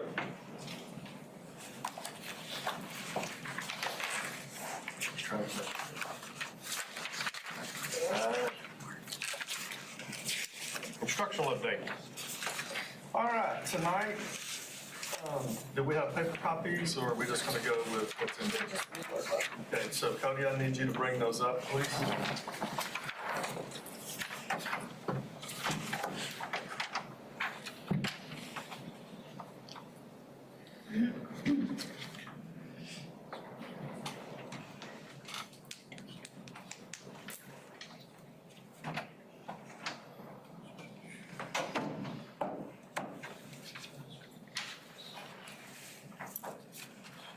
They are attached to the board book, correct? This is a special ed one? Yes, special program. All right, so tonight we've got four reports we actually want to talk to you about. Most of these have a requirement that this information get presented to the board at least one time a year during a public meeting. And so that's what this is. So the first one will actually be over our bilingual/ESL program. The second one will be over dyslexia. The third one will be over state compensatory education allotment. And then the last one will be over special education. So with that, Jennifer, you ready? Yes. So looking at the first page of the bilingual ESL evaluation, I have some program demographics here just so you can kind of see the next page, the number of students that we serve with our emergent bilingual program. We had last year, so this is all about last year's programming. We had 277 students that were emergent bilingual. Out of those students, 32 families denied ESL services, but we were able to exit 23 students. So we thought that was pretty good. The next page gives you some program outcomes, summary of the STAR scores for our emergent bilingual students, and looking at their TELPAS composite scores. Looking at that in terms of the number of years that they've been in U.S. schools, and so we expect to see higher averages the longer that they've been here. Because we have at least 20 students in any given grade that are emergent bilingual, we are required to provide bilingual instructional services. We do not have any bilingual certified teachers, therefore we are required to file a bilingual waiver with the state. Last year we had 13 teachers providing services to 122 students under our bilingual waiver. What we do is try to provide as much instruction as we can for the students that are emergent bilingual. Last year was the first year that we actually were able to hire Spanish-speaking individuals. They were not certified teachers, but they've been working through either an alternative program or a DOI situation. So they are not certified,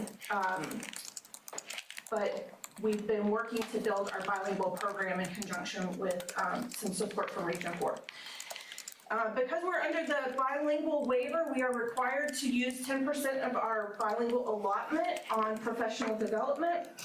So we have some instructional strategies that we bring to our staff to build their capacity to serve our emergent bilingual students.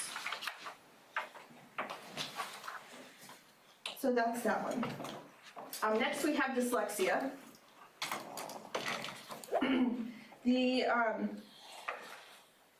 Starting in the 23-24 school year, they came out with the newest and latest greatest dyslexia handbook, which they have defined dyslexia instruction is now special education. So all of our dyslexia students, we had a very robust dyslexia program that we served most of our students under Section 504. The state came in and said, no, that we consider that to be special education. It's been a huge transition across the state, but they gave us 2 years to evaluate all of the students that we have and determine whether they would continue to receive dyslexia instruction under special education. So it's a big transition, but we're working through that, and our staff has been really great. We do have a, an allotment. We get money for dyslexia. We get $150,000 last year from the state specifically for dyslexia. We were required to spend 100% of those funds serving students with dyslexia. That supported 3 out of our 5 dyslexia teachers. We fund the other 2 teachers and any additional training and supplies through our state comp ed program. Dyslexia includes a screening process for kinder and first grade. That's a relatively new process in the last several years. Again, came with some dyslexia handbook updates. So we are identifying students much earlier with dyslexia and providing those instructional services. All of our staff is trained in the Reading by Design program, which was specifically designed to target students with dyslexia. They have extensive week-long training and updates that they receive in order to do that. In the following page, you'll see some performance data, just some comparisons about how our students with dyslexia fare on the reading STAR test in comparison to all students.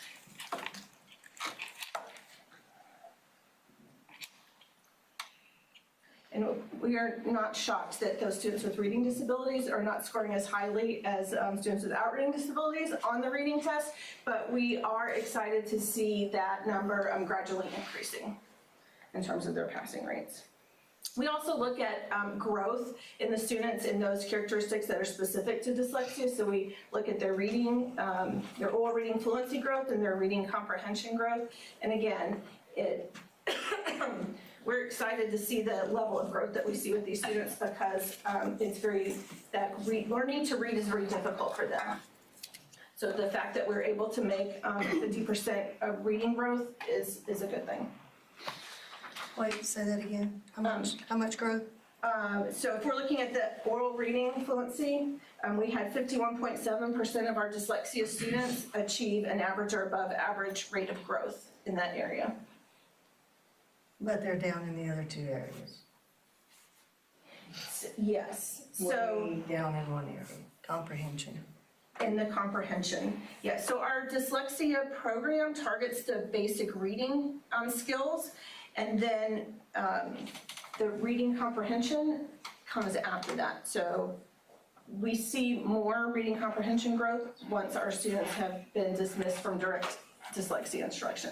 It also has a lot to do with their language and vocabulary. So that once we provide them those skills to be able to decode new words, they still need to build their vocabulary, their schema, and their conceptual foundation so that when they see the words, they understand what the passage is saying.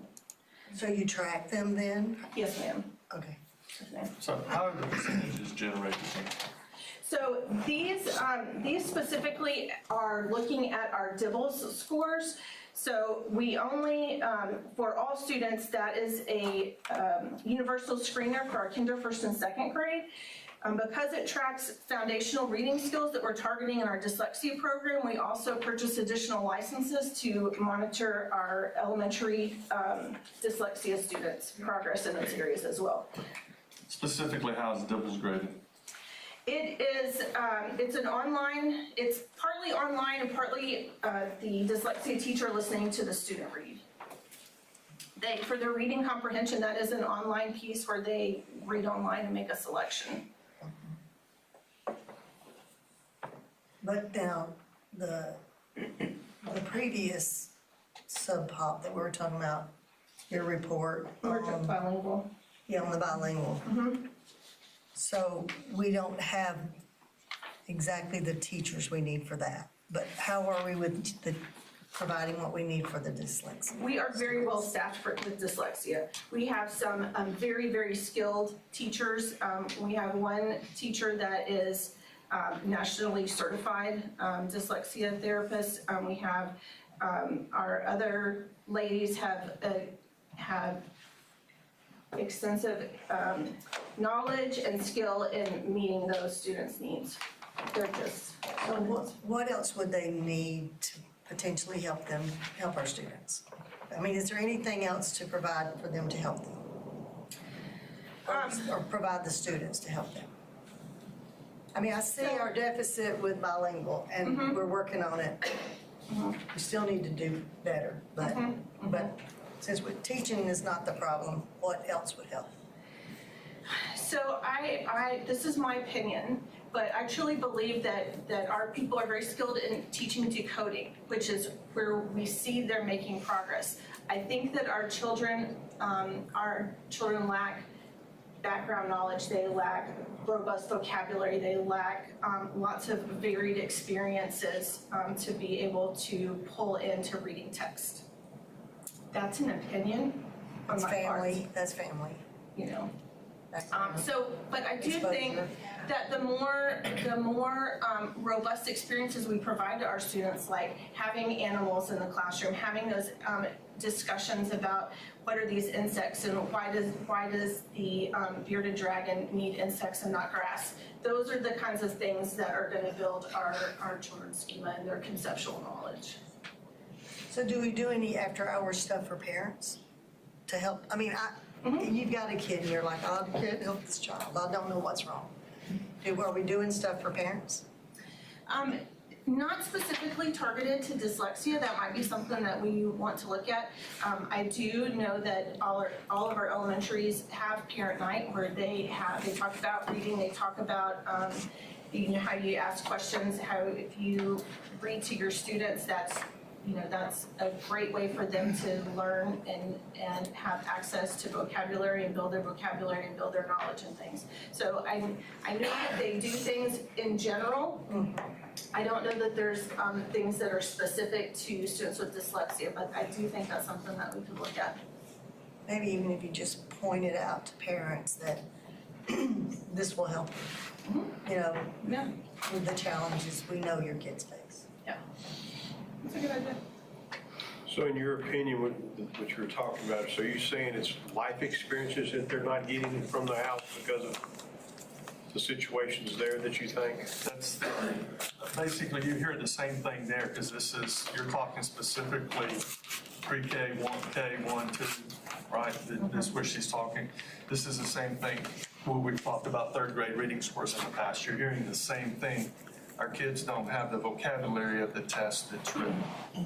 The vocabulary used on the test, our kids struggle with decoding that.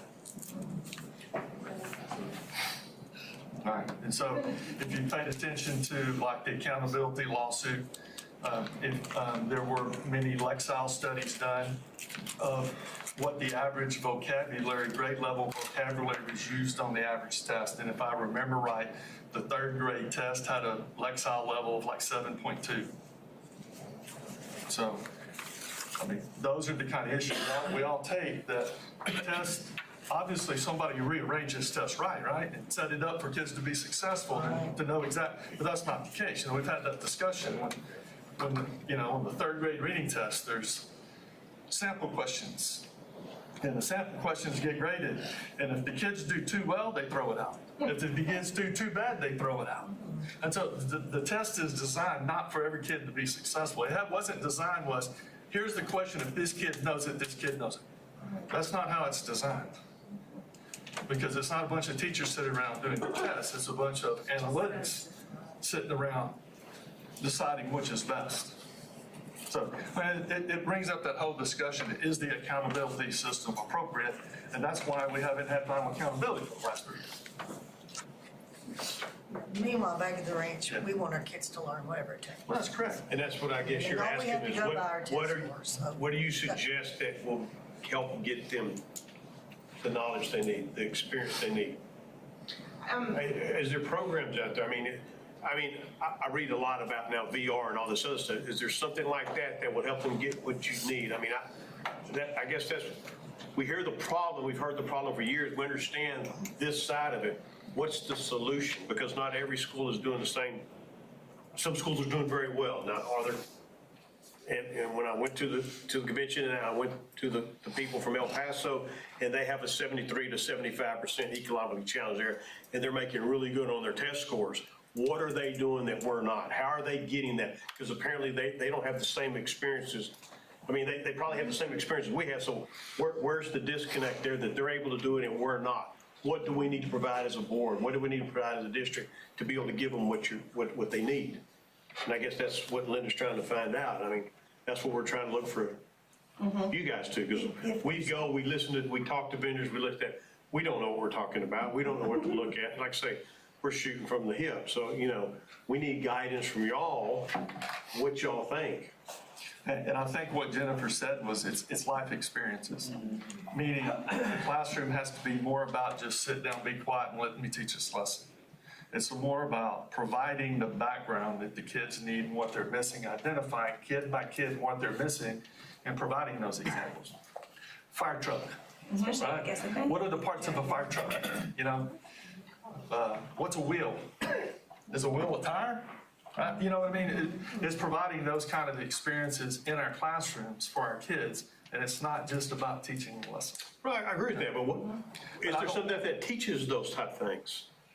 Is there tools to do that? You gotta get more hands-on versus sitting down. But all of our, we are doing those things. All of our campus have communities and schools programs. We have before school programs. We have after school programs. That's what we're saying. We are providing those things. You are doing it. What do you think? You're asking, is there a magic pill out there? And the answer is no. Is the state average 9.3 dyslexic %, you think? I do not know that off the top of my head. I can look for it. Are we, you normally see 5%, 10%? Are we with state average or are we above state average? And that's why, Well, you're not going to get the only state average you're going to get is the number of kids that are dyslexic percentage-wise. So the scoring is going to be different because everybody's you can use different screeners. You can use doubles. You can use amplify. You can use this for stuff. Some are human graded. Some are. At the end of the day, it's not about how the kid scored at kindergarten. Right. It's about the kid when they graduate and where they get to. Did they exit the program? Right? So that's what we're talking about. This is not really like the scores moving third grade to fourth grade. It's over the longevity of the period. Was the kid able to exit the program? Right. And one thing, just talking about long-term goals and overarching things, once you get out of high school, most reading materials, newspapers, et cetera, are at about an 8th grade level. So we look to try to get our kids with dyslexia to about a 7th, 8th grade reading level, and we say we've been successful when we get there. And that's the goal that we work towards. Well, I think we're on track with Wild Peach School too now. That's relatively new. Aren't going to see those results probably. For a little bit, but I think we're on the right track. But an example of notifying Wild Peach, we have Head Start, right, group meetings and planning, that all of those things are built into our campus, and those programs are specifically resources to provide what we just talked about, right?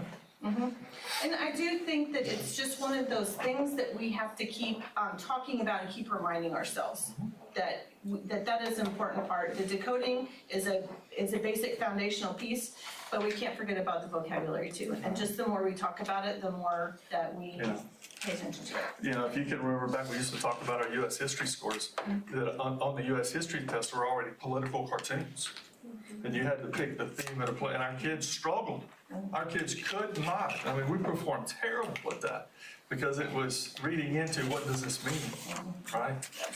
It wasn't just a black, a yes or no question. And so, yeah, those are things we have to do, but that's the conversation piece. What do? You keep driving home the things you saw today and are important, especially at the younger we can. So you're exactly right, at Wild Peach. These are the same conversations we had when we made Wild Peach an early childhood. We specifically talked. We needed to focus our resources there, and we have. And there are some shining examples, but it doesn't mean we're out of the woods yet. I mean, we still got a lot of work to do. There's no doubt about that. Thank you. Yes, ma'am. Okay, state compensatory ed. So again, the state compensatory ed program is an allotment from the state to serve students who are designated as at-risk or economically disadvantaged. And the goal of the program is to reduce the gap between those students' graduation rates and those students' performance on STAR. The state gives us $2.7 million to address those issues. We are required to spend at least 55% of that allotment directly on only those students. So the other 45% goes to our general fund because, you know, those students need teachers and they need electricity and all those other pieces as well.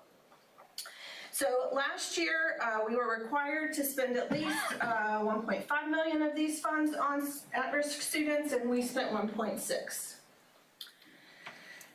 Those funds positions for our DAEP teacher, for our high school credit recovery teacher. We provided additional para support in our behavior classrooms on campuses. We made up the full day pre-K salaries for pre-K teachers. We provided intervention teachers at the elementary campuses. Again, the remaining 2 dyslexia teachers that were not covered under the dyslexia allotment. We paid for our Communities in Schools program at all 5 campuses, including a crisis specialist that serves all 5 campuses. We paid for our summer programming, additional dyslexia training and supplies, our reading academy costs to make sure that our elementary teachers have gotten their reading academy, and the credit recovery software program. So at our PEAM snapshot date last year, our total population was 2,954 students. At that time, 51.7% of students were considered at risk, and 61.7% of our students were economically disadvantaged. That left us supporting 1,528 students eligible for state comp ed services. So when we're looking at outcomes for state comp ed, we're looking at, are we reducing that gap between all students and, or those students who are not at risk and those students who are at risk, those students who are not ECOD and those students who are. So if you look at table 1, this is the graduation rate for the class of 2023. The overall graduation rate for the state was 90.3. At the state level, at-risk graduation rate was 94. Not at risk, excuse me. The students who are not labeled at risk across the state, 94% graduated. Those that were at risk, 86% graduated. That left a gap of 8.0. Going through the same thing and looking at our data, we had a 7.5% gap. So our gap is smaller than the state's gap. Same thing when you look at table 2. These are our looking at economically disadvantaged students. The state gap was 6.6, our gap was 4.4. So we are graduating a higher percentage of our at-risk kids, our economically disadvantaged kids, than is the state average. You look at the next page, it's a lot of STAR scores, looking again at the state average and our average and not at-risk students versus at-risk students and what the gap is. And you can also see 23 scores to 24 scores. If you, that's a lot of information to go through. A second table has to do with economically disadvantaged. Same kind of thing, so I'm gonna get to the paragraph and kind of hit the highlights for you. Yep, just a little bit more. Paragraph right below that. Yep. So what we see across the board, and these are very aggregated data. So typically when we talk about state assessment scores, we're looking at how does our third grade compare to the state third grade. On these tables, it's aggregated. All subjects, all students, one big passing rate. So what we see is that we continue to lag behind the state average a little bit in the all grades and all subjects, except we did well in science last year. We saw improvement in approaches and meets for social studies. So we know that we still have some work to do in first instruction. That's been our focus. But when we're comparing the gap between the at-risk and the not at-risk students, again, this year we were very close to the state average, but a little bit below that. However, our performance in meets and masters was better. So we're hitting those higher range students, or getting our students into that higher range. We're doing a better job, which again, our focus has been on hitting that meets standard, meets grade level standard. So recommendations coming out of this are that we continue to support the programs that seem to be effective for meeting the needs of our at-risk and economically disadvantaged students.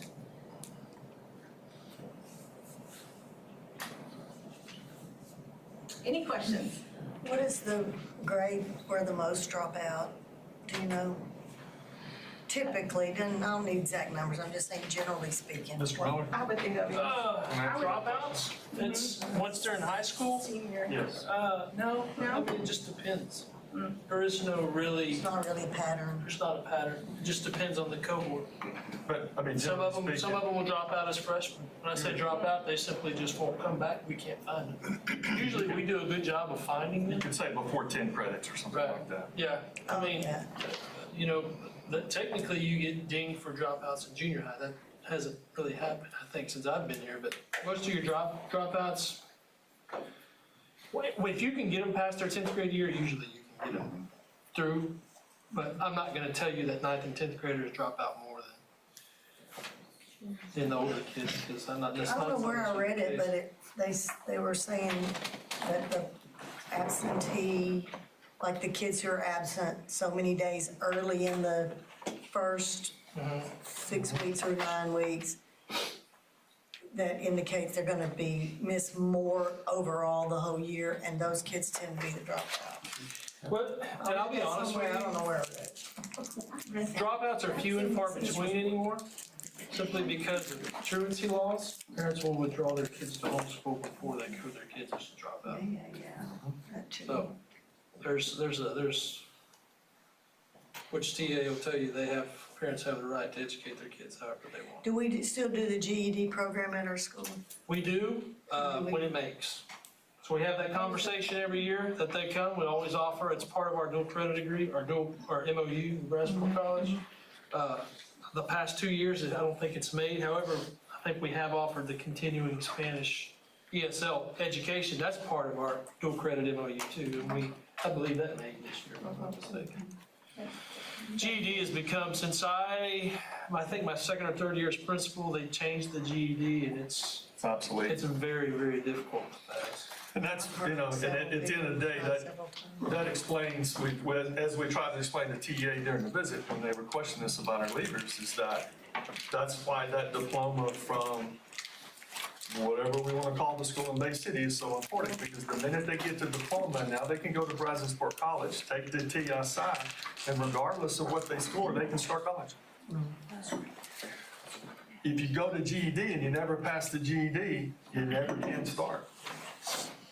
So that's why I mean, at the end of the day, that's where everybody's been pushed.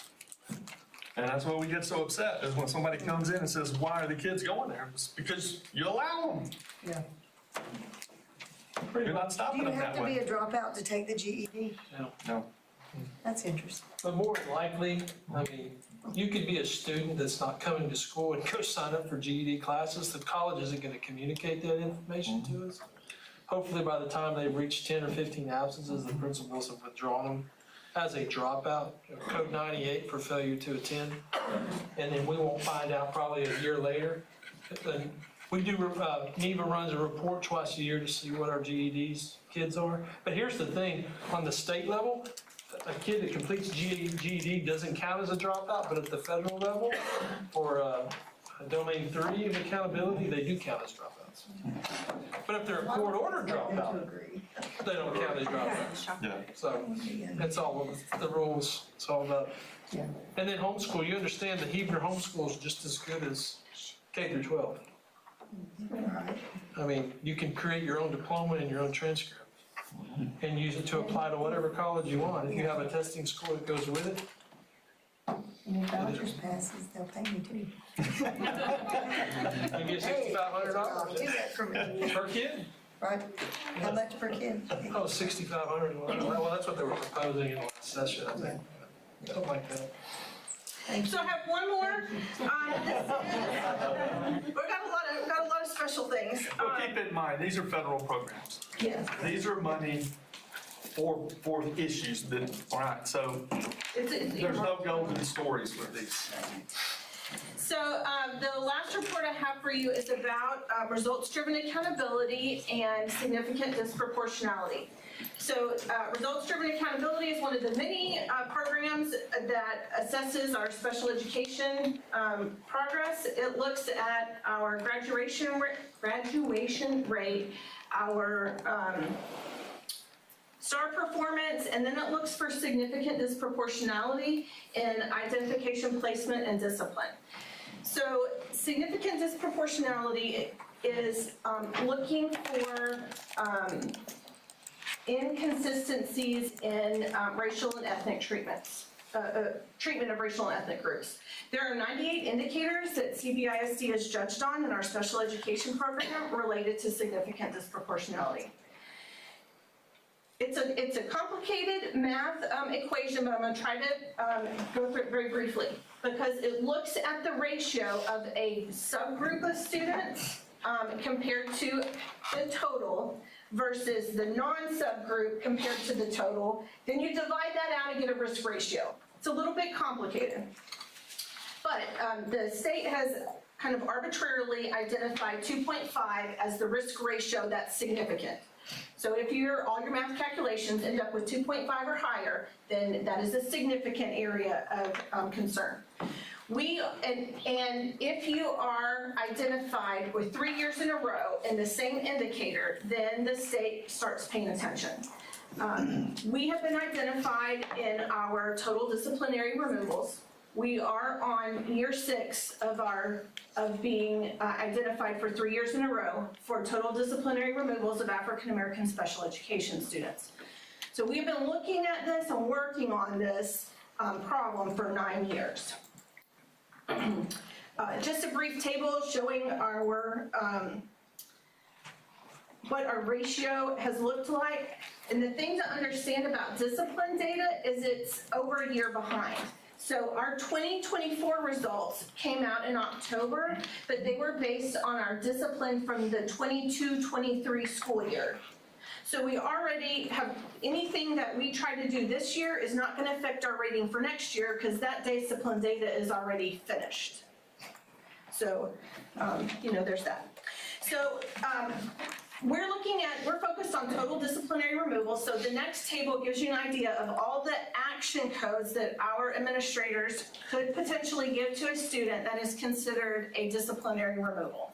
So, expulsions, out of school suspension and school suspension, DAP, partial day, or a real expulsion.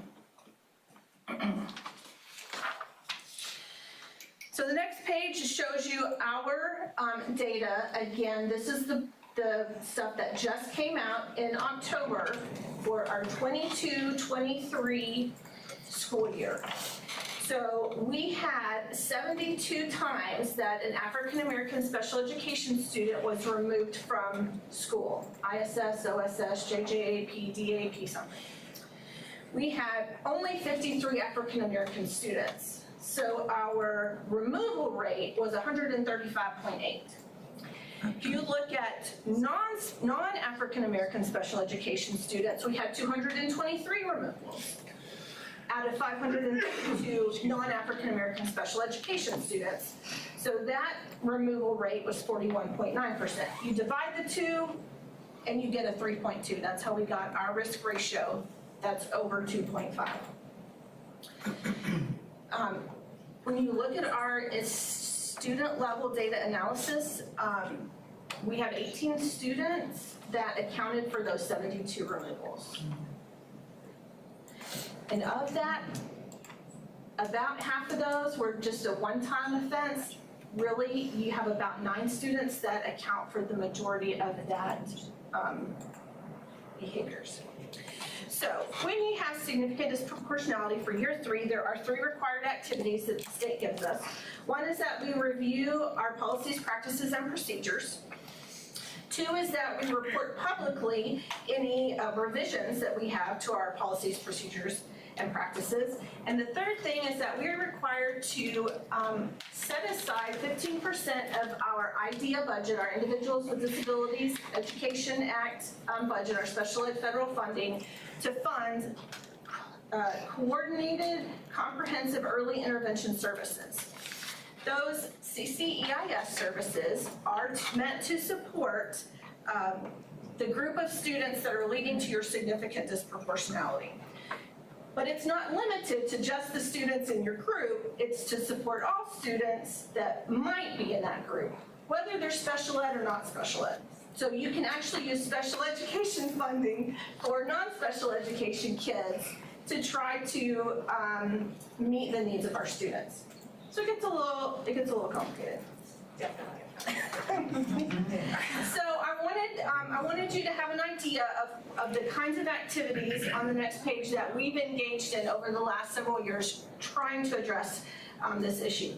We have partnered with TEA and a group called AIR in what they call like Leaders and Educators Addressing Disproportionality in Special Education Project. So it's LEADS for short. So you'll hear us talking about our LEADS team, our LEADS meetings. My secondary administrators love when I come and talk about LEADS. But we hired a consultant to help us look at our data and think through our root causes and how we can address those root causes. So we had some training, our first training in June of 2023. We had follow-up training in June of 2024. We reviewed the work that we had done the first year and worked through some action planning things. Our consultant meets with the district improvement team monthly to work through those things. And then we have established campus-based LEADS teams. So the administrators at the 2 secondary campuses, along with a group of teachers, to work with us to look at how we are meeting the needs of students in general ed and what is causing them to be removed from class, and how can we, what do we need to provide to them and support those students so they will be able to stay in class. Those teachers who are on that team do receive a stipend for that work outside of their regular contract hours. We have worked to develop and embed action steps that are meant to address this behavior and discipline, and embedded those within the campus improvement plans. And then I come every month and talk with them and review their action steps and help them look at their data and think through the actions that they're taking. We've had some really good ideas and brainstorms and initiatives that they are working diligently to get off the ground and running that I think are going to start making a difference. It's just the data is so far behind, it takes a while for those things to see. When we did review the discipline data, There were a couple of observations that administrators made when they really started looking at those. So this is the public meeting where we're talking about revisions to our policies and procedures, but they really noticed two things. One, that it was a common practice for when we had fights, altercations on campus, that both parties were suspended for the rest of the day pending the investigation. What we realized is when that happens, we get dinged twice for that one behavior. So, the administrators re-looked at how they were doing that to identify the correct consequence for the behavior that they investigation revealed. The second thing that they realized is that there were some inconsistencies among the administrators in how they were coding the behavior in terms of what they called it. So it was difficult to try to pin down, why are our students leaving? Well, is it assault? Is it physical contact? Is it aggression? Is it non-compliance? Is it talking back? Is it, various different things. So they have worked to kind of align their coding so that they can better understand their data, which I think has been helpful, made me slightly different. And then our last thing is that we did fund, with these funds, we have a special ed coordinator position that supports both the MTSS and special ed behavior programs across the district. So when was all this done? This is a report for? So this is really about the last 2 years. So we started with AIR in February of 23. We had deep training with our administrators and our campus-based teams that last summer in 2023. We worked the last school year with our campus-based teams to be more cognizant of the data, of the decisions that we were making on a day-to-day basis, instead of just looking at the data at the end of the year. And then we're continuing that process this year. Did that answer your question? It did. Okay. Because I think we have in our handbook of this, did we change that? As far as what? As far as the sending students home? Yes. Yes, and that's specific what we talked about. At one time, you get into campus safety, two kids have a fight. What's the easiest thing to do? Get them both off campus so it doesn't happen, or friends. But what you find out is in that situation, we're dinging ourselves with the state. The campus was safe. We didn't have a secondary or a third problem, but now we're getting dinged by the state. So when we look at those, now we do it a little differently.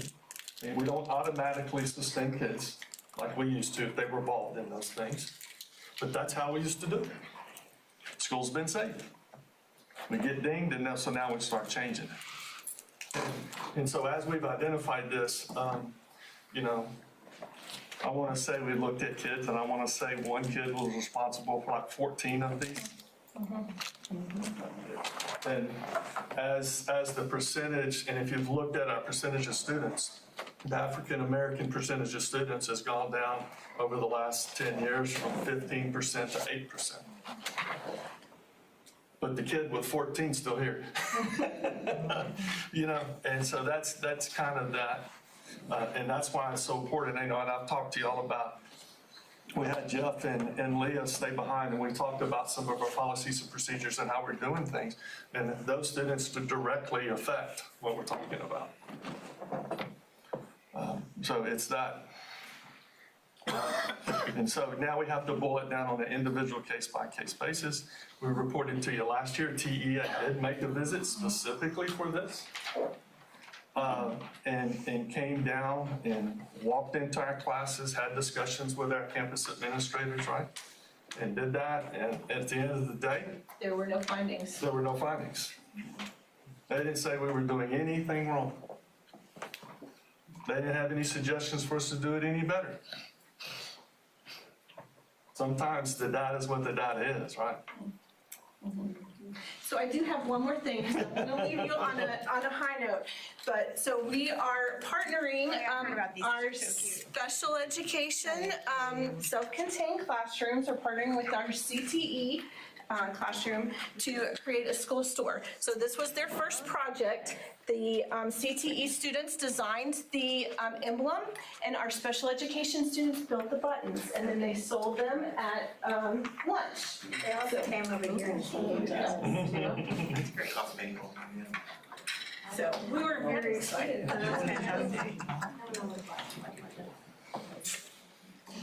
Very good. Thank you.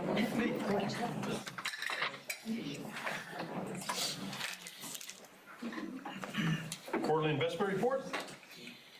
Okay. This last quarter, we had 800,000, a little over 800,000 in investment income with 650 of that being from the bond. Our interest rate, if you look at the report, you can see most of our money's with Texas Class, and our interest rate, of course, is slowly going down. We started out at 5.4% and was down, this last month was 9.2. And like I said, most of our money is at Texas Class. We just move over into Prosperity what we need to pay the bills.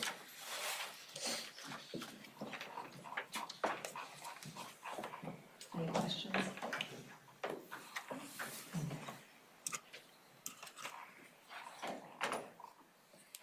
I don't have any.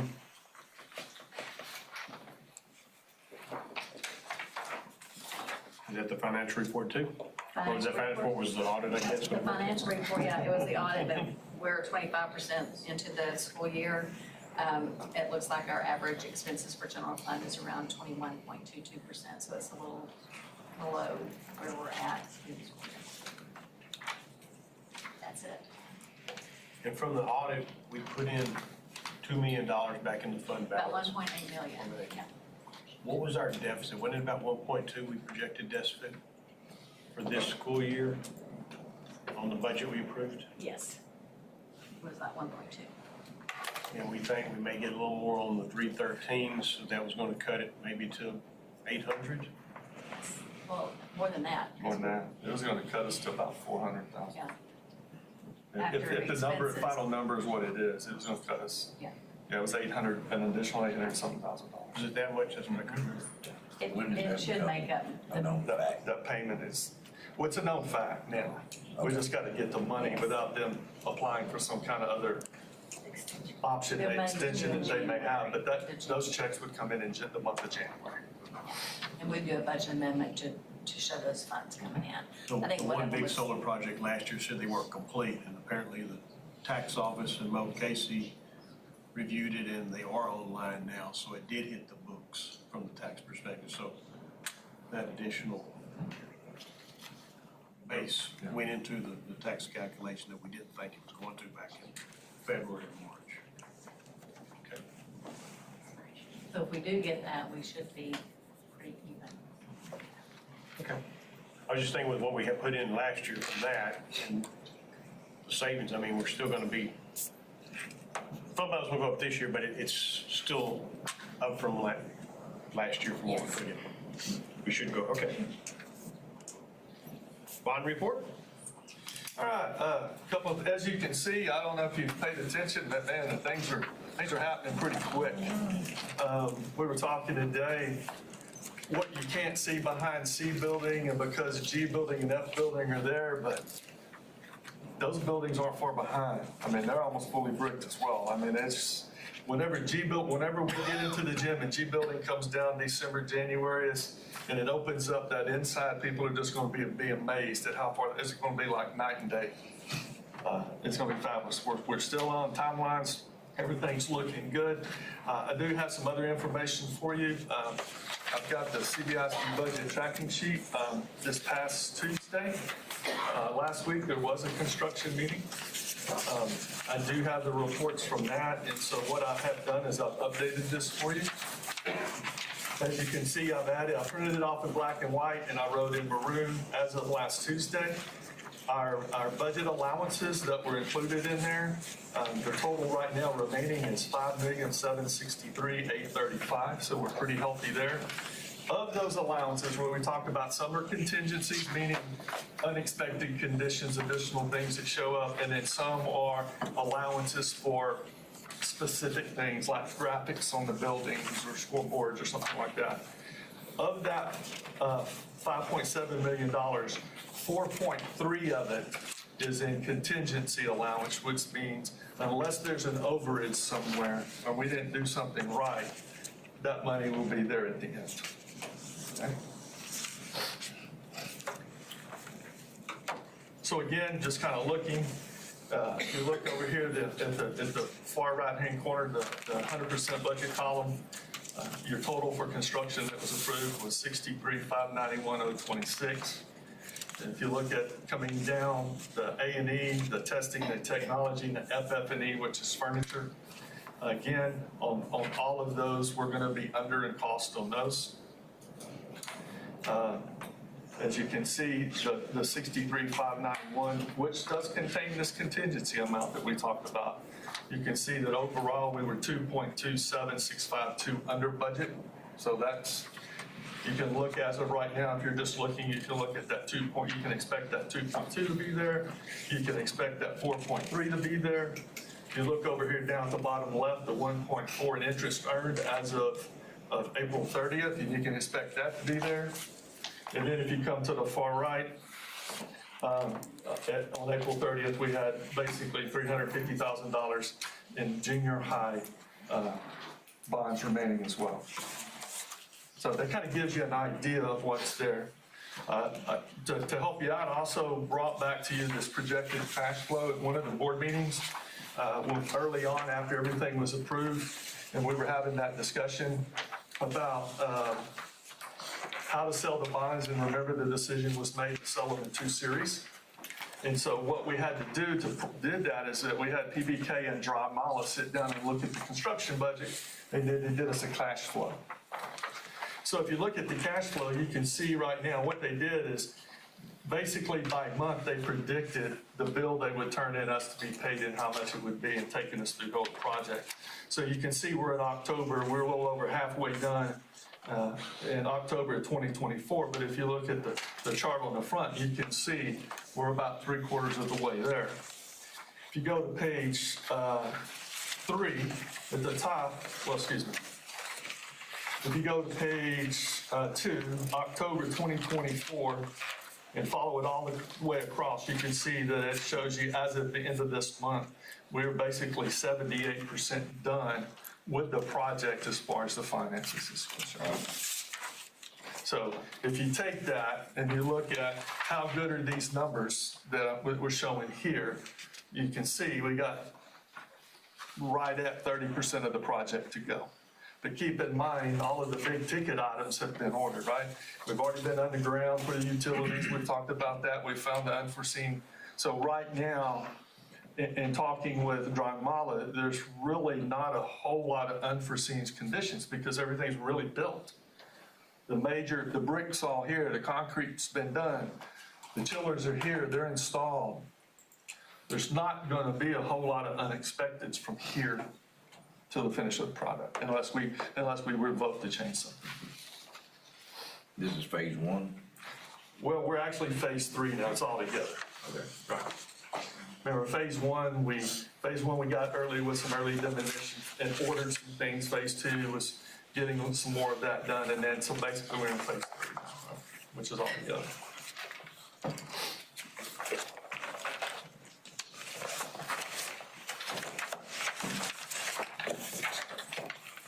So we've already ordered this furniture. Correct. So furniture right now, if you can see the furniture FF&E. Because when we go into this, and as PBK was helping us with the planning, they're acting like we need everything new, gold ticket, because we want to be able to get what we want, right? And so they kind of give us the gold standard. And so what's happened is our furniture budget right now is I've ordered we've got about 1.2 and it's been earmarked. right? But what we're doing is we've set our classrooms up the way we want. Now, we've got them set up just like we did the junior high. The technology's the same. We've got all that taken care of. We've got all wireless taken care of. We've upgraded all that.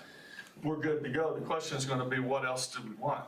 I don't know what else we would want, but we're sitting in a great situation, right?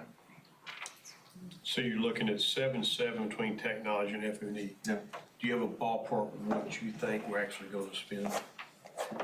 You said 1.2, but is that just for furniture? That's for furniture for all the classrooms, and so what we have to do now is we've got new stuff ordered for those classrooms. Now we've got to spend time going through what we're going to tear down. Is there anything we're going to keep?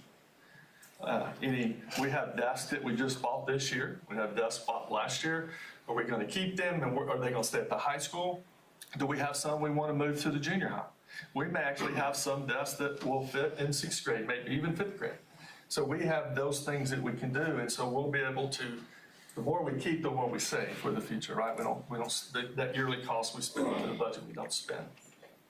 Our lockers, before we tear down the gym and the girls' training facility, we have right at 100 lockers that we're going to repurpose to the junior high. When we built the football field house dressing area for football, we left room, and so we're going to be able to add about 35 to 40 lockers there to increase capacity there. Some of the others are going to go into the 2 PE areas that have actually been turned into girls' athletic dressing. We're actually going to be able to take some of the lockers and redesign, take some of those that were there out and put some of the better ones we have in, or that will actually increase our capacity. So we're going to be able to do some things like that already. And so that's where we're at.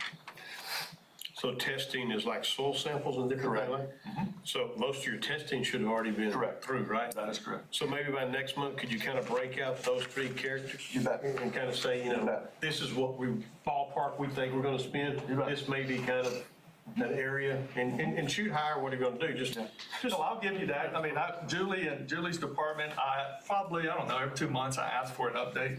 And so I keep a running track based on this. Since I actually have it in my folder, I can actually share you the actual numbers. Because looking at the financial thing, he's got interest on there as 1.4 as extra. 430. 430, so we're probably close to 2.5 if we're doing 600 a quarter, right? Okay.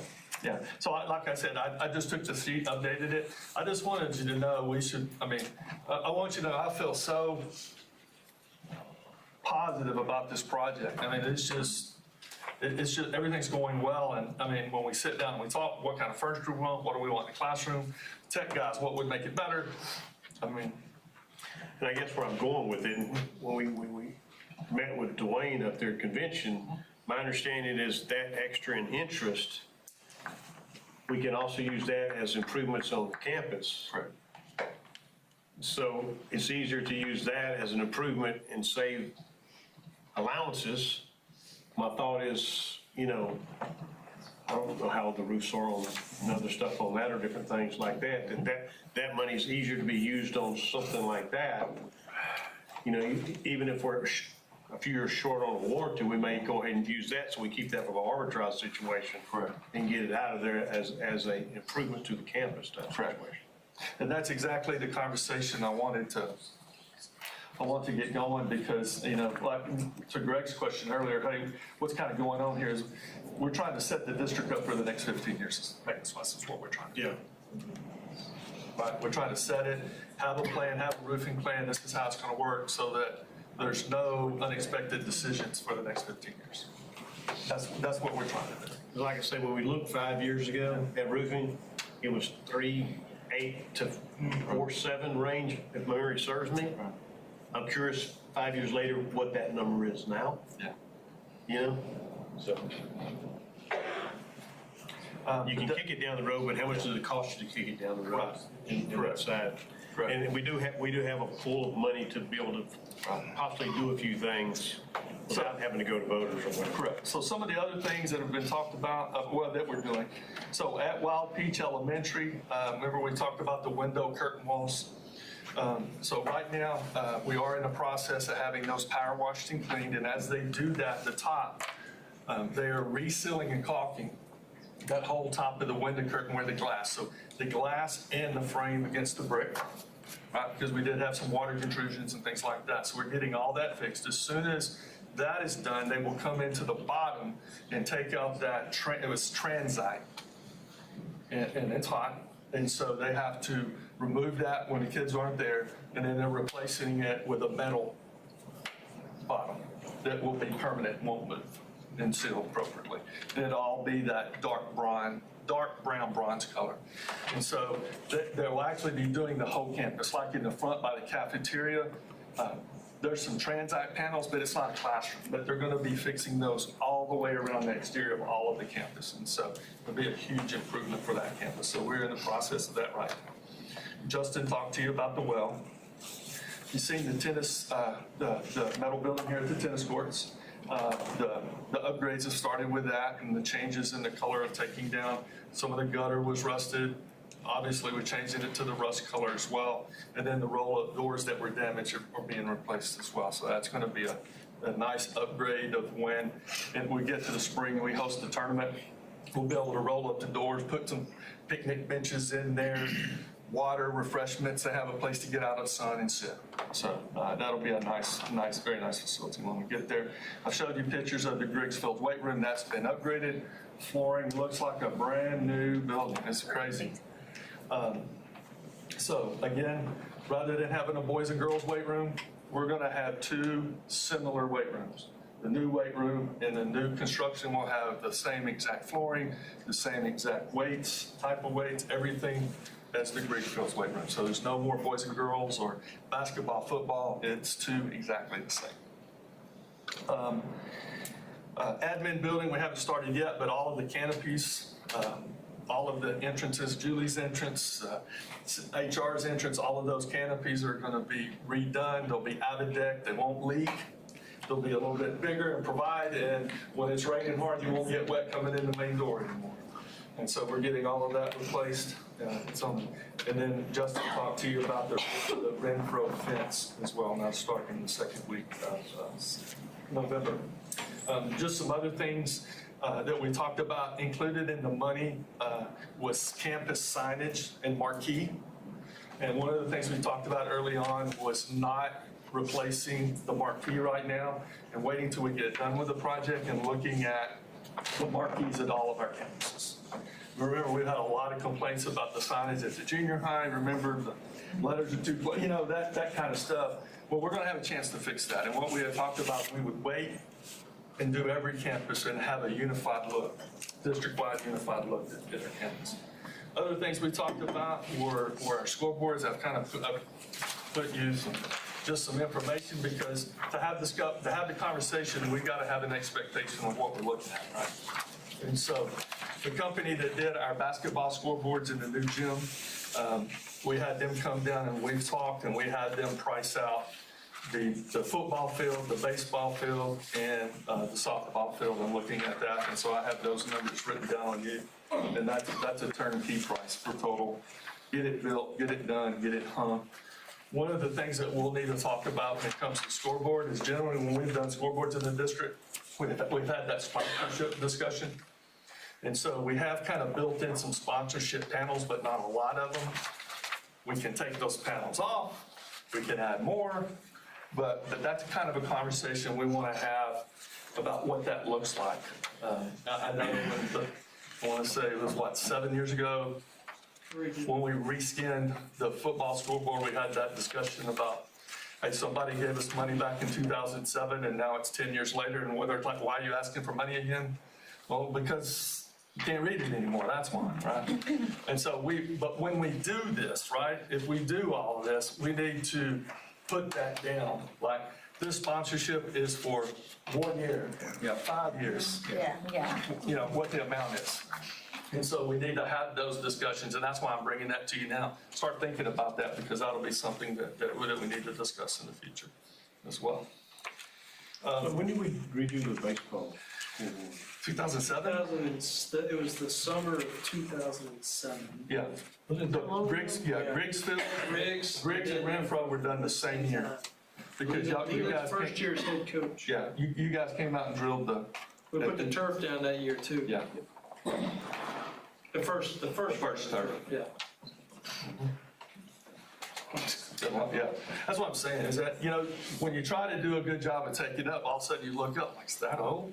Yeah. I knew they put it up when Charlie was like a freshman. So it was like 93 or 94. I knew we changed at some point. I was thinking it was 15 years later, but. Yeah. No. Time flies. It does. So anyway, I'm just trying to give you that information to flow that. The other piece of that too is, we talked about what are the other, obviously roofing is a huge issue that we need to look at. But again, going back to facilities committee, like when we talked with the Westermans, going back to group, the three main things were Griggsville, get the visitors out of the sun. Number 2, ag barn. Number 3, try to do something for band at the high school, right? And we talked about, to me, that's an easy solution because that used to be the industrial arts area. It's really just going out and clearing it out. I mean, that roof is, I want to say, when I became principal, you could walk back there, I think that roof's 20, 25 foot high. You just feel like you just open it up like we did with the junior high and you give them room. It's more storage. But I think those are real possibilities.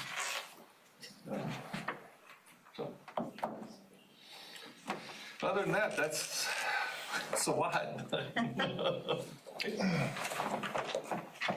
But like Mr. Champagne asked, expect at the November meeting, if I can put that on there, the bond report, that we actually have a discussion. I'll actually bring you up-to-date numbers and projections of what I think it's going to look like when we're all said and done. Sounds good. Next is reports by trustees on TASB Task Commission.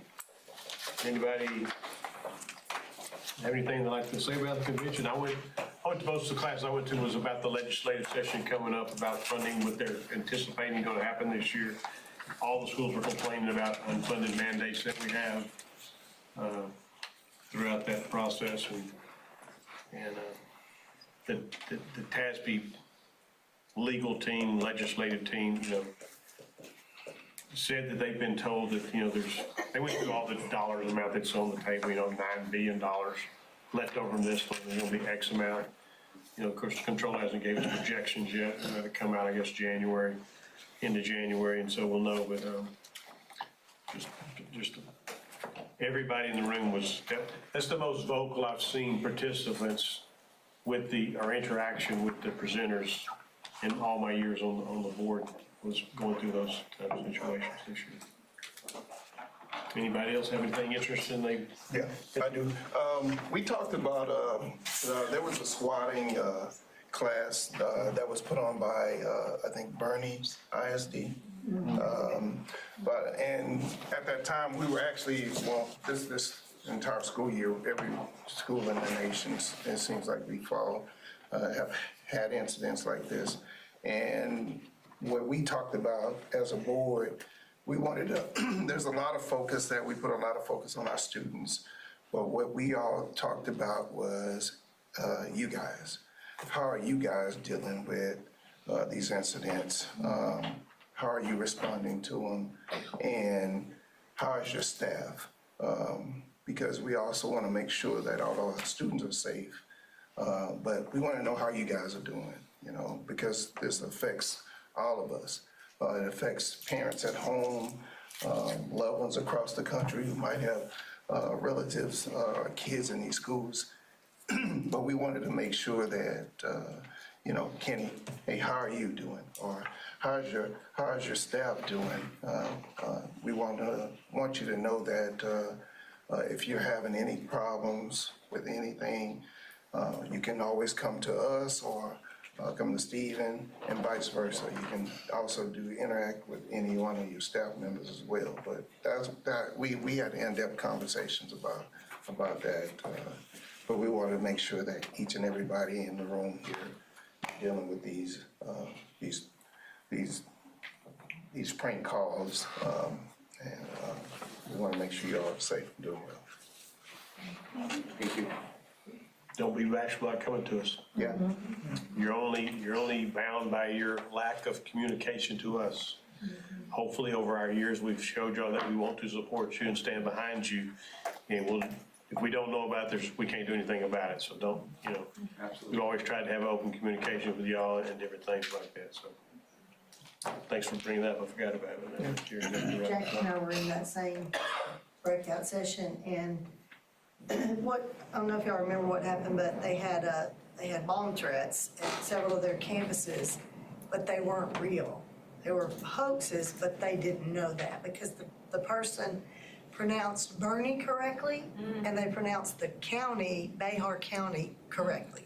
So they took it seriously. So they were legitimately doing this like they were expecting a bomb, That's why, because the emotions were there, even though the bomb wasn't, there's still the emotions and the reactions and all that. And they were telling us all the things they learned, and some of the things they learned that I think would be great to go over, but having contact information and names of students on thumb drives or something you can take with you, engaging your reception staff, because your administrators want to be together, but they can't. They have to spread out. It was just a lot of specific things that they learned that, I took it. But, but the big thing, like James said, that we came out of it was like, when y'all are in crisis mode, and then when it's over, you're like, whew, and that's when you start crying and breaking down because you were there, and it really emotionally put you in. So we would not have expected that before we went to that breakout session. So now we know.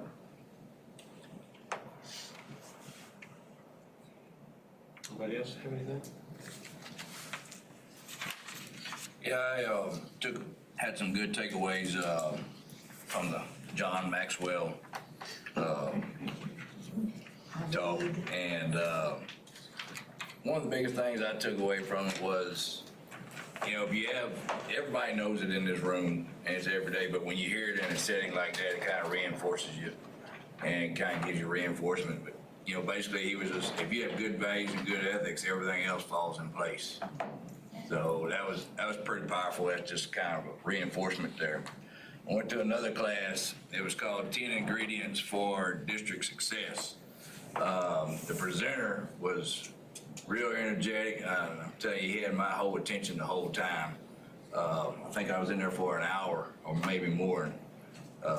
Real good energy level, but some things that he was bringing across for district success was, building relationships, trust, planning, keeping routines. Y'all know all this, but this guy was a good presenter. Another thing I took away from that was I like little phrases, and failure to plan is a plan to fail.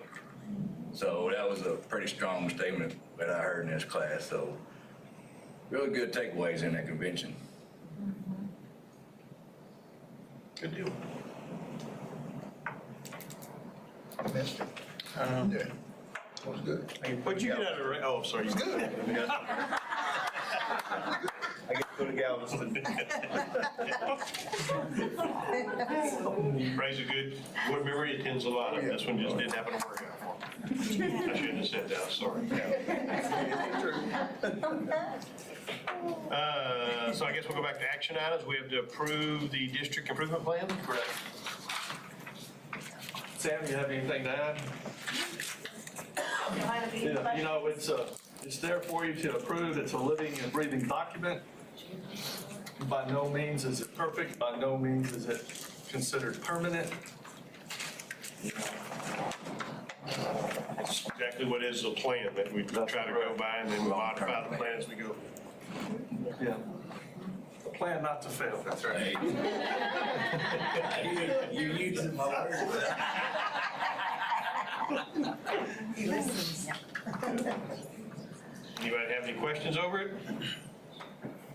If not, I'll make a motion, we approve the district improvement plan. I'll second it. Second by Linda. All's in favor? Aye. Any opposed? Carries. Next, we have the consent agenda, which is to approve the minutes, approve budget amendment donations, and approve the 24-25 interlocal cooperation agreement and memorandum of understanding for Missouri County Juvenile Justice Alternative Education Program. Would anybody like any of those pulled? I have a question about the budget Okay. and amendments and donations. Amendments mostly. I'll make a motion to approve number 1 and number 3. Second.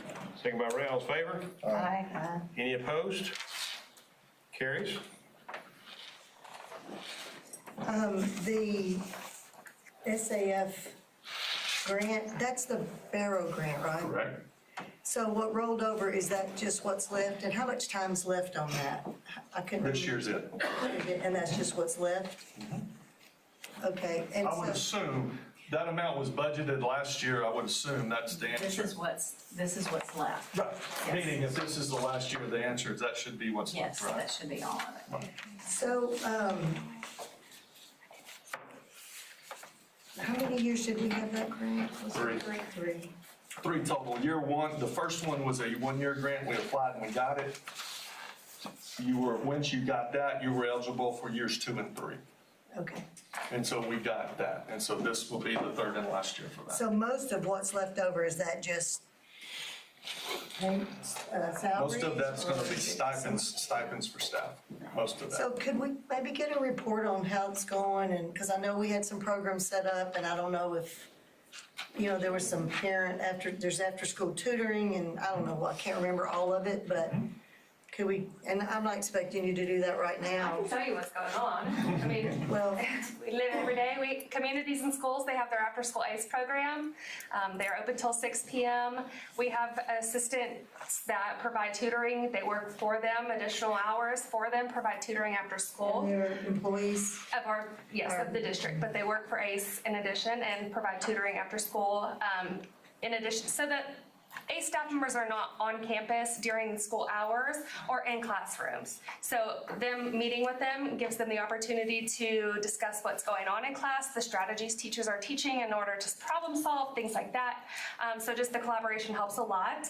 In addition to that, we had our visit, they come and they monitor our implementation of the highly qualified instructional materials that we are using, which would be Eureka and Amplify.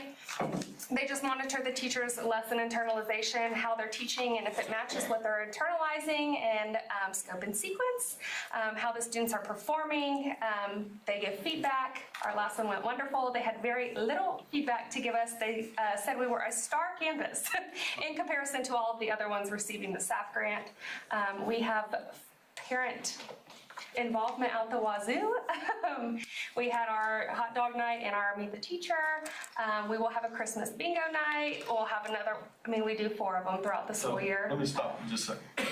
You're doing great, but the idea of the SAF grant was to provide money to have to basically turn the campus into a hub of the community. And so there's money for the nights that they're talking about. So I'm sorry.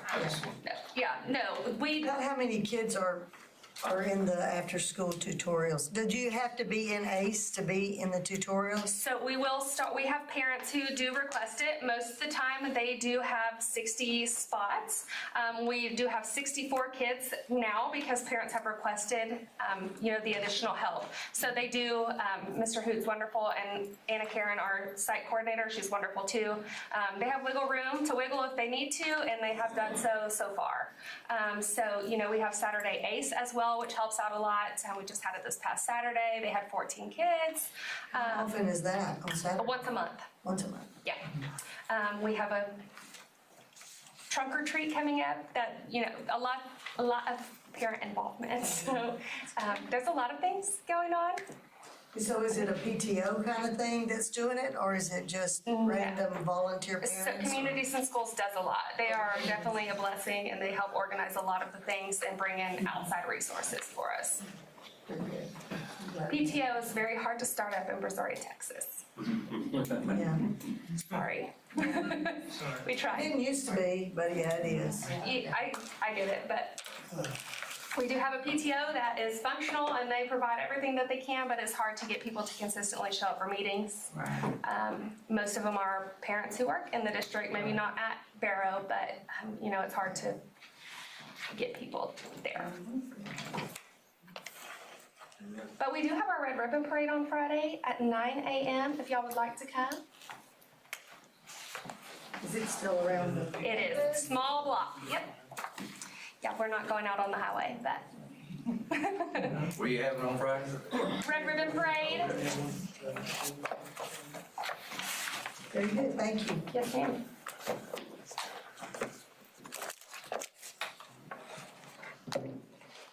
Make a motion to approve item number 2, approve the budget amendments? Hang on. Or you got another question? On the funds themselves, like they were repeated, is it just for those paydays? No. So what is district control? Their salaries, social security, so it was kind of repeated, so it looked like maybe. It changes, the functions change, like the very first one's function 11, so that's your teachers. Then you have function 21, 23, the principals, counselors, so they're different functions, and it's given their salaries. Then the next one down, like 612901, that's paras. Okay. So it's their salaries and then workers' comp, all the fringe benefits that go with it. And then I can tell you, included in that very first one, the 191, there is some fluff in there that we had extra, but they haven't allocated it. I just put it in function 11 because it will probably go to teachers or paras or whatever. This is just to get it on, so we weren't running in a negative budget. Yeah. I just wanted it on the budget. Okay. That's it. I'll make a motion. We approve the budget amendments and donations. I'll second. All in favor? Aye. Any opposed? Carries. Thank you. I think that's everything in open meeting. We'll adjourn to the closed session pursuant to the Texas Government Code, the Open Meeting Act, section 551.074, to consider the employment of professional personnel, discuss the resignation, retirement of professional personnel,